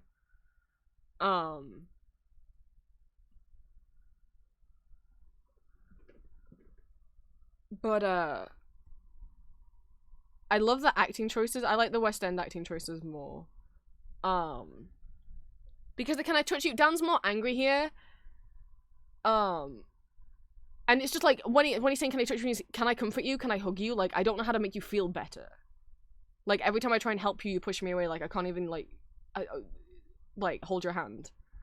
And he does it angrily here, but in the West End cast, he's so kind of, like, soft and heartbroken about it. And I like that performance a lot more. I'll play you a bit. I'll see if I can get the same song on the West End performance.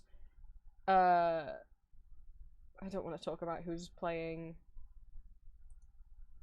I can't remember. I don't actually remember who the original cast is. I know Brian D'Arcy James, I think, took over the role of Dan at one point, but that's not, I think, who's performing here. The cast from next to So this is them having like an argument again. Gabe is gonna show up. Bear in mind, Diana is the only one who can see him, or so you think. And also that he is, you know, a manifestation of her grief and her mental illness. So while Dan's trying to help Diana, and he's not the best at it, he genuinely is trying. Gabe's there, this like ghost of her own mental illness, who's like, nah, you know what? You should just sink into that depression, you know? He's the Todd of this musical.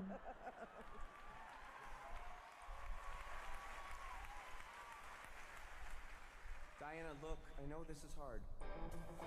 Really? What exactly do you know? I know that you're hurting. I am too. Do you wake up in the morning and need help to lift your head? Do you read obituaries and feel jealous of the dead? It's like Oh yeah, context of the bit. I will give a bit of context. They're confronting Diana over because when the musical starts, the audience doesn't know that Gabe's dead. You find out pretty quickly that he is. But Diana's like, their daughter's brought her boyfriend home, and she just wants to have a normal family dinner, only to find Diana making a birthday cake for Gabriel and saying like he's turning 16, even though like Gabe died, 16 years ago. And while it's like, yes, it's because Diana's mentally ill, that is also obviously upsetting for Natalie that like she feels like their family can't be normal for one day. Like it's about mental illness and like grief. That's what the musical is. side, not knowing when you'll die. But do you know what it's like to die alive? When a world that once had color fades to white and gray and black. When tomorrow terrifies you, but you'll die if you look back. You don't know. I know. God, it's not. I don't know why the singing sounds out of sync with the backing. Sure doesn't show. You don't know. It lays Okay, it's fine then. when you say let go, and I say you don't know the sensation that you're screaming, but you Played the whole thing in case I get in trouble again, but we switched to Dan's song. Here we go. Tell me what it is you're afraid of. Can you tell me why I'm afraid it's me? Can I touch you? Like, I don't like how aggressive that is. I like that they changed that. Flying for so long now. This is next to normal. I was just showing people because we just got a pro shot of the new version. So this is the next to normal 2009 original Broadway cast. This song is called the first song was called You Don't Know. This song we've just transitioned into is called I Am the One. Trigger warnings, it's about mental illness and grief. There is intense scenes in this musical. We're not gonna watch those right now. This is from 2009. It took until 2024 for this musical to get a London production, and it was professionally filmed, and the pro shot just got released. It aired on PBS in America. I don't think it aired over here. I don't know why, but I'm sure you can find it somewhere. And I would so recommend. I'm showing you the Broadway cast first to get a vibes of what it was like and why I think the West End cast is better. And I didn't expect it. I was like, God, if I played Gabriel, what I would love to see from Gabriel is a more emotional Gabriel, maybe even a Gabriel who cries, and Jack Wolf gave me that. I'm so happy. Because, like, I love this musical, and I was like, God, I just hope it does it well, and I'm like, oh, it does it better. Oh, the West End cast does better. How could something go wrong that I can't see? 'Cause I'm holding on, and I won't let go. I just want you. But yeah, there are instances in the musical. Diana has bipolar, and they're both grieving the death of their son who died 16 years ago. He appears in the musical as a hallucination to her, but also a manifestation of everyone's grief. You can interpret him as a ghost if you like, that only Diana can see. And thank you for the first time chat, also, Camero, thank you. Yeah, so when Gabe shows up and things get confusing, it's because only Diana can see him. But yeah, if you do go up to look at the musical, like I said earlier, there is a scene where, obviously the scenes where Diana is in her therapist's office, there is scenes There is a scene where Diana gets electroshock therapy, and there is a scene where what causes her to choose the electroshock therapy is right before that she has a suicide attempt. So bear that in mind going into the musical if you do watch it or listen to it. I am the one who cares. I am the one who's always been there. I am the one who's helped. And Dan's trying to ground her and keep her in reality, but sadly she's got a little hallucination manifestation of her grief and bipolar who's gonna torment her. I love Gabriel though. He would be such a dream role. There he is. There he is.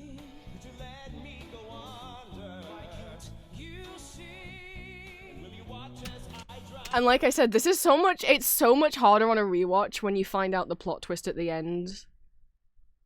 That, you know, Dan can also see Gabriel. That you're like, oh, like Gabe just wants his dad to look at him and see him as well, but only his mom can or is willing to.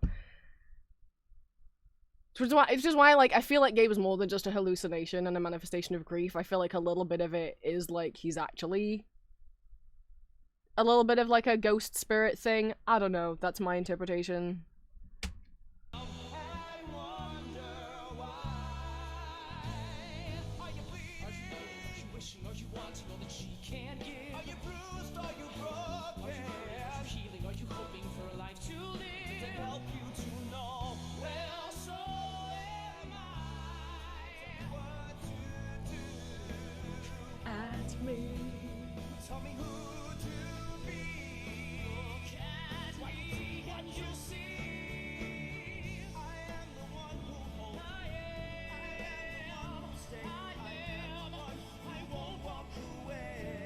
And like Gabe's voice softening as he realizes that Diana is paying more attention to him. Like he's already got hold of her again.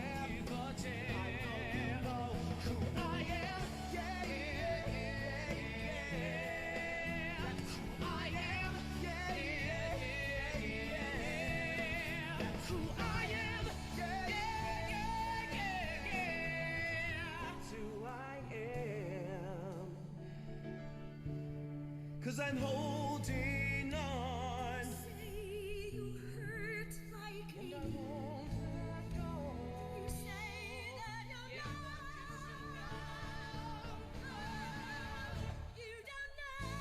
I'm one who knows. I don't know. Who cares? I am the one who's always been there. It's not fair, Dad. Dad is also hurting. He's not showing it because he's having to take care of you. But no one's in the right or in the wrong in this musical. You don't know Who I am, you don't know. who I am. You just don't know who I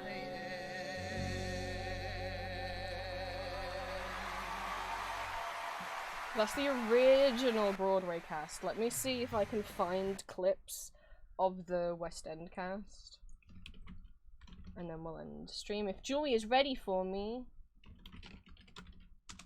Because they did, I don't know, they were at least nominated for Olivier Awards, which is our version of the Tonys.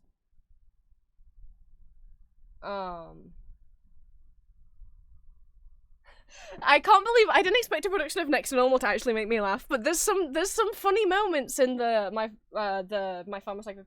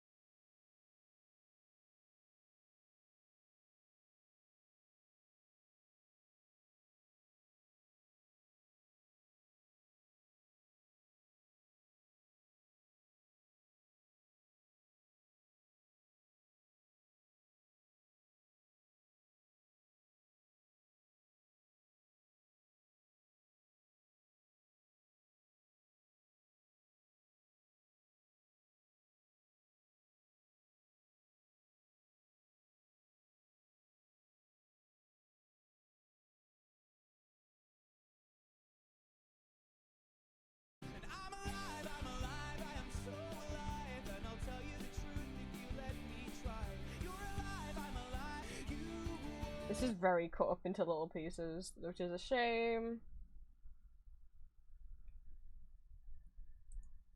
Give me a second. I'll try and find the one that I saw yesterday, which was a...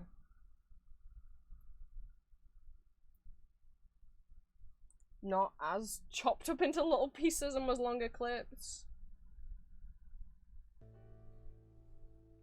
What are you doing up?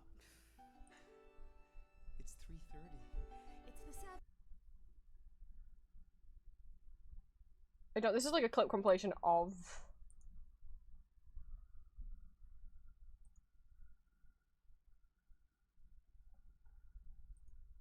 I'd heard Songs from Next Normal way before I ever watched it. My psychopharmacologist and I.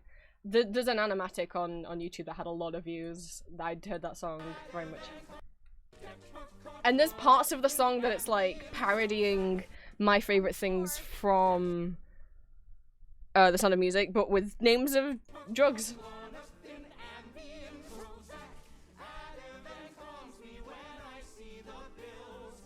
These are a few of my favorite pills. This bit. It's just coming out the fridge. Goodman, lingering depression. I now can't feel my fingers or my toes. I didn't think any moment in this musical would ever, like, they'd ever do a silly thing that made me laugh, but them popping out of the fridge like that. But just Gabe being emotional, that's what I always wanted from any adaptation of Next to Normal. And also, like, Gabe and Dan both being... As much as Gabe was like, yeah, sure, do it, but then after because then we could be together, and then she does it, and he's, like, horrified. Or when she's, like, trying to start to remember him again.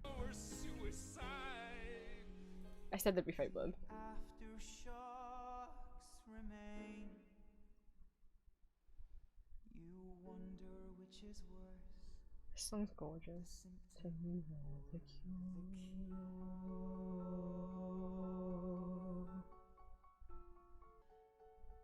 God, you remind me of someone. They cut away the cancer but forgot to fill the hole. They moved me from your memory. I'm still there in your soul. The memories are gone. The aftershocks live on. But with nothing to remember. Is there nothing left to grieve? He's so good as Gabriel.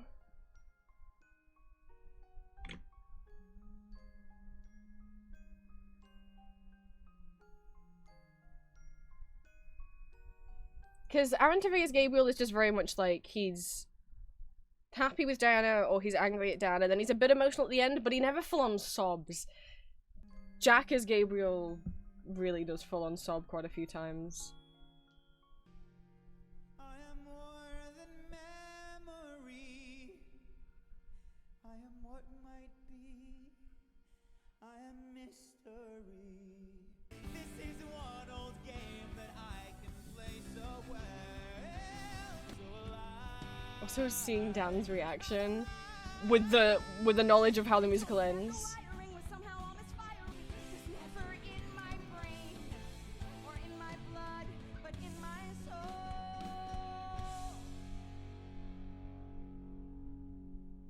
What happens if the burn, the break was never in my brain or in my blood, but in my soul. Like him. I'm gonna cry. Make up your mind, this is clarity. Clarity that you did not have before. The treatment is strong, but lasts only Gabe just wants his parents to see him and hug him, that's all he wants. mind. There are moments of light. The one thing that sure is we'll return to talk therapy. There's still work to do. The harmonies here. We might have to look at A new drug regimen. Like you never knew who I am. This is major spoilers if I were to play this bit. This is the song that's going around TikTok. I saw a sad Batman version of it. Of Bruce and Jason. You wanna go on this spinny you wanna go on the turntable?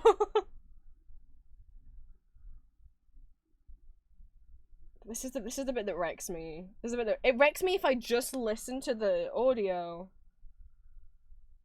Oh, Green, I am glad I just saw your announcement. I'm glad you remembered. I didn't realize it was so soon. I'm glad you remembered that you had tickets for that. I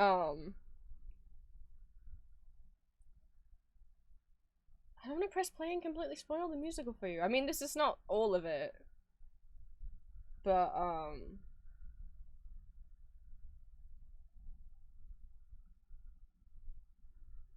so you can look away. You can look away.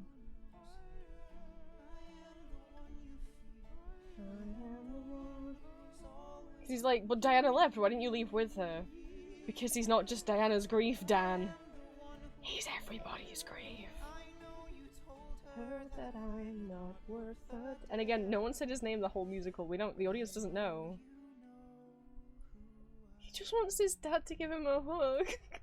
I'm like, so... Oh, that shot of his eyes. The shot of his eyes.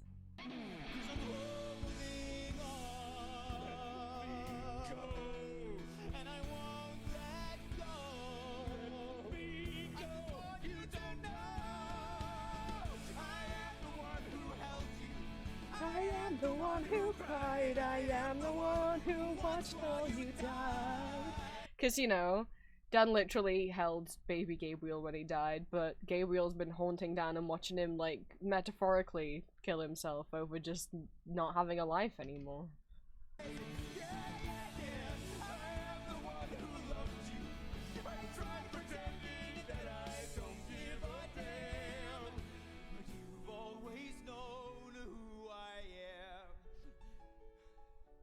Say it, Dan. Say it!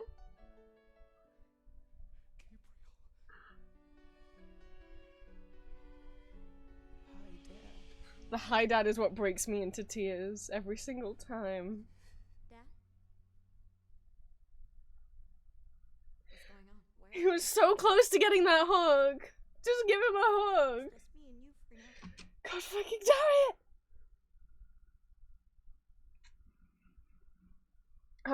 Like on one hand I'm like, I love the more cry Gabriel.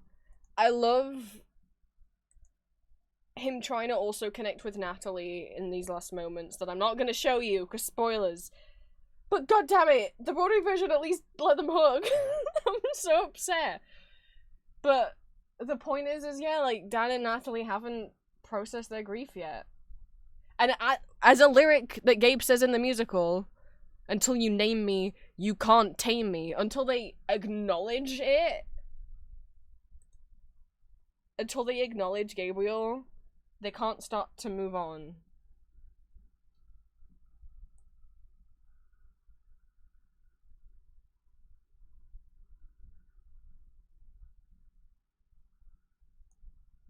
I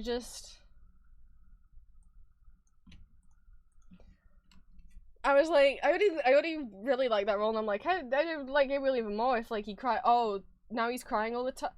Oh. I was just trying to find out what people know him from, because I'm like, I know some people were like, whoa, he's in a musical. But, like, I don't watch TV, so I don't know. He's in Shadow and Bone, that's what he's in. People know him from Shadow and Bone. I haven't watched Shadow and Bone.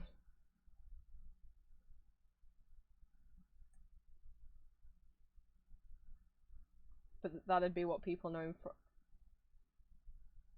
That would be what people know him from. Sorry, I paused because I was reading his theatre credits, and he's previously played Tobias in Sweeney Todd. I'm like, oh, of course he has, bless him. They did a Spring Awakening concert, and he played Moritz. Oh. Anyway, put this boy in more musicals. Do it. I dare you. Do it. No, he didn't win for Best Actor on the Olivier Awards. He did win some, though.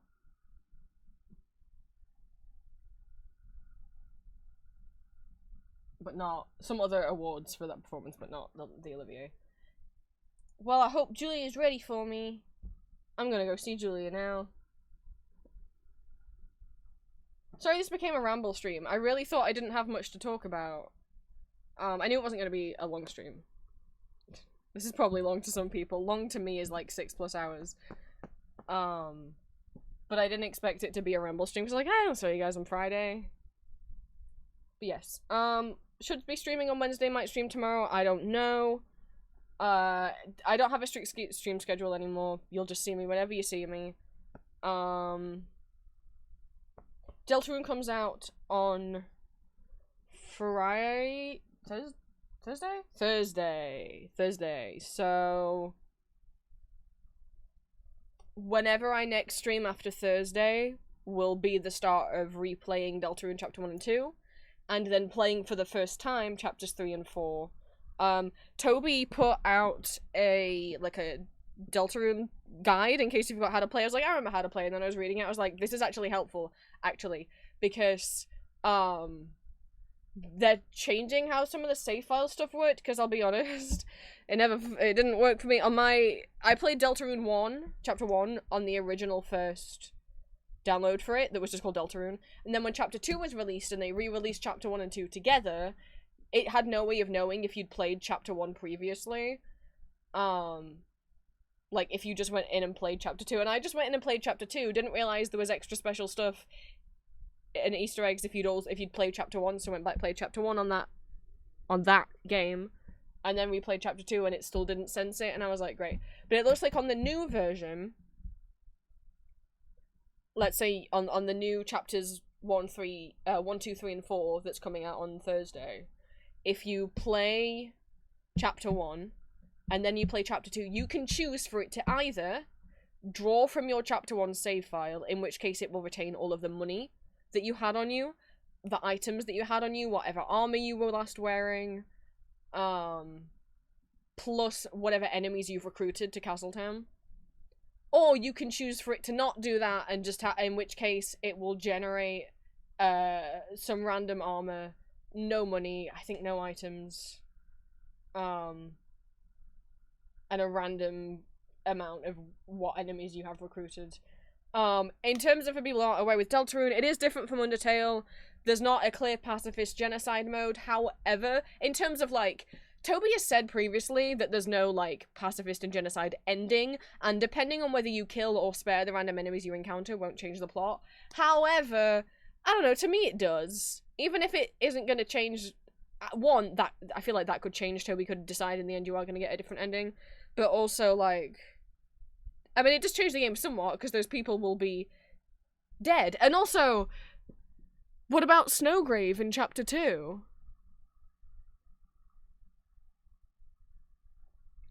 That's already a different route, a different path, so with Deltarune, you can still spare or attack people, the enemies, but with the added thing that if you spare them, if you spare enough of the same monster, they will be recruited and will, like, pop up in your little home village as NPCs that you can interact with and maybe do fun things with. And if you kill them, they don't, you killed them. But if you kill them, you do level up and get experience points, same way that you did in Undertale.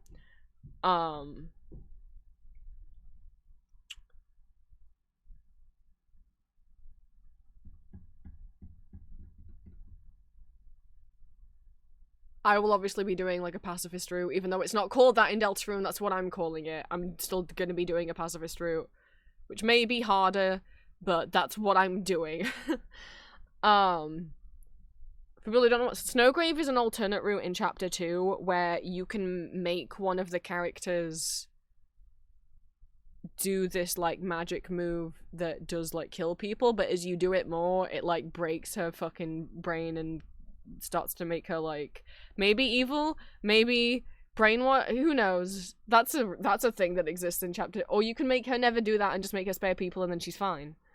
So, you know, Deltarune still has different things going off, but it is a sequel to Undertale. Is it a direct sequel? No. It takes place in an alternate universe. However, for those of you who have played Undertale or just watched my Undertale replay, Undertale already acknowledges that different universe exists, such as Gaster falling into the core and his soul getting scattered across different universes, right? So, could this be one of those different universes? Well, there's a reason I replayed Undertale before, because I feel like you do need the context of Undertale to play Deltarune. Chapter 4 is not the final chapter, so once we finish Chapter 4, that's not the end of the game. There is at least going to be a Chapter 5. However, how closely will it tie to Undertale? Who knows? Are there some of the same characters in it? Yes, sort of, yes. But also a bunch of new characters. But, you know, that door. That, like, bunker that you can find in the light world. That if you go up to it, makes a noise. And if you download that noise and you speed it up... Oh, it's Gaster's theme! So, you know... Oh, at the end of Chapter 2, that bunker still wasn't open. I don't know if in 3 or 4 it is going to be open. I want to know what's in the box! So, I will start replaying Deltarune Chapter 1 either on... I don't know if it gets released in the morning on Thursday for me to immediately play on Thursday, I don't know. So either Thursday, Friday, Saturday, or Monday will be when I start Deltarune. Obviously the VODs will be up on YouTube if you miss any of them. I will see you guys later this week. Maybe Wednesday. Maybe tomorrow. Watch parties on Sunday for this month. Victor Audio tonight. Cookie, Wind Archer Cookie on Wednesday, and to celebrate Deltarune release, and because somebody requested it, Metaton on Saturday. I hope you guys enjoyed tonight's audio. I will see you in a bit. Bye-bye.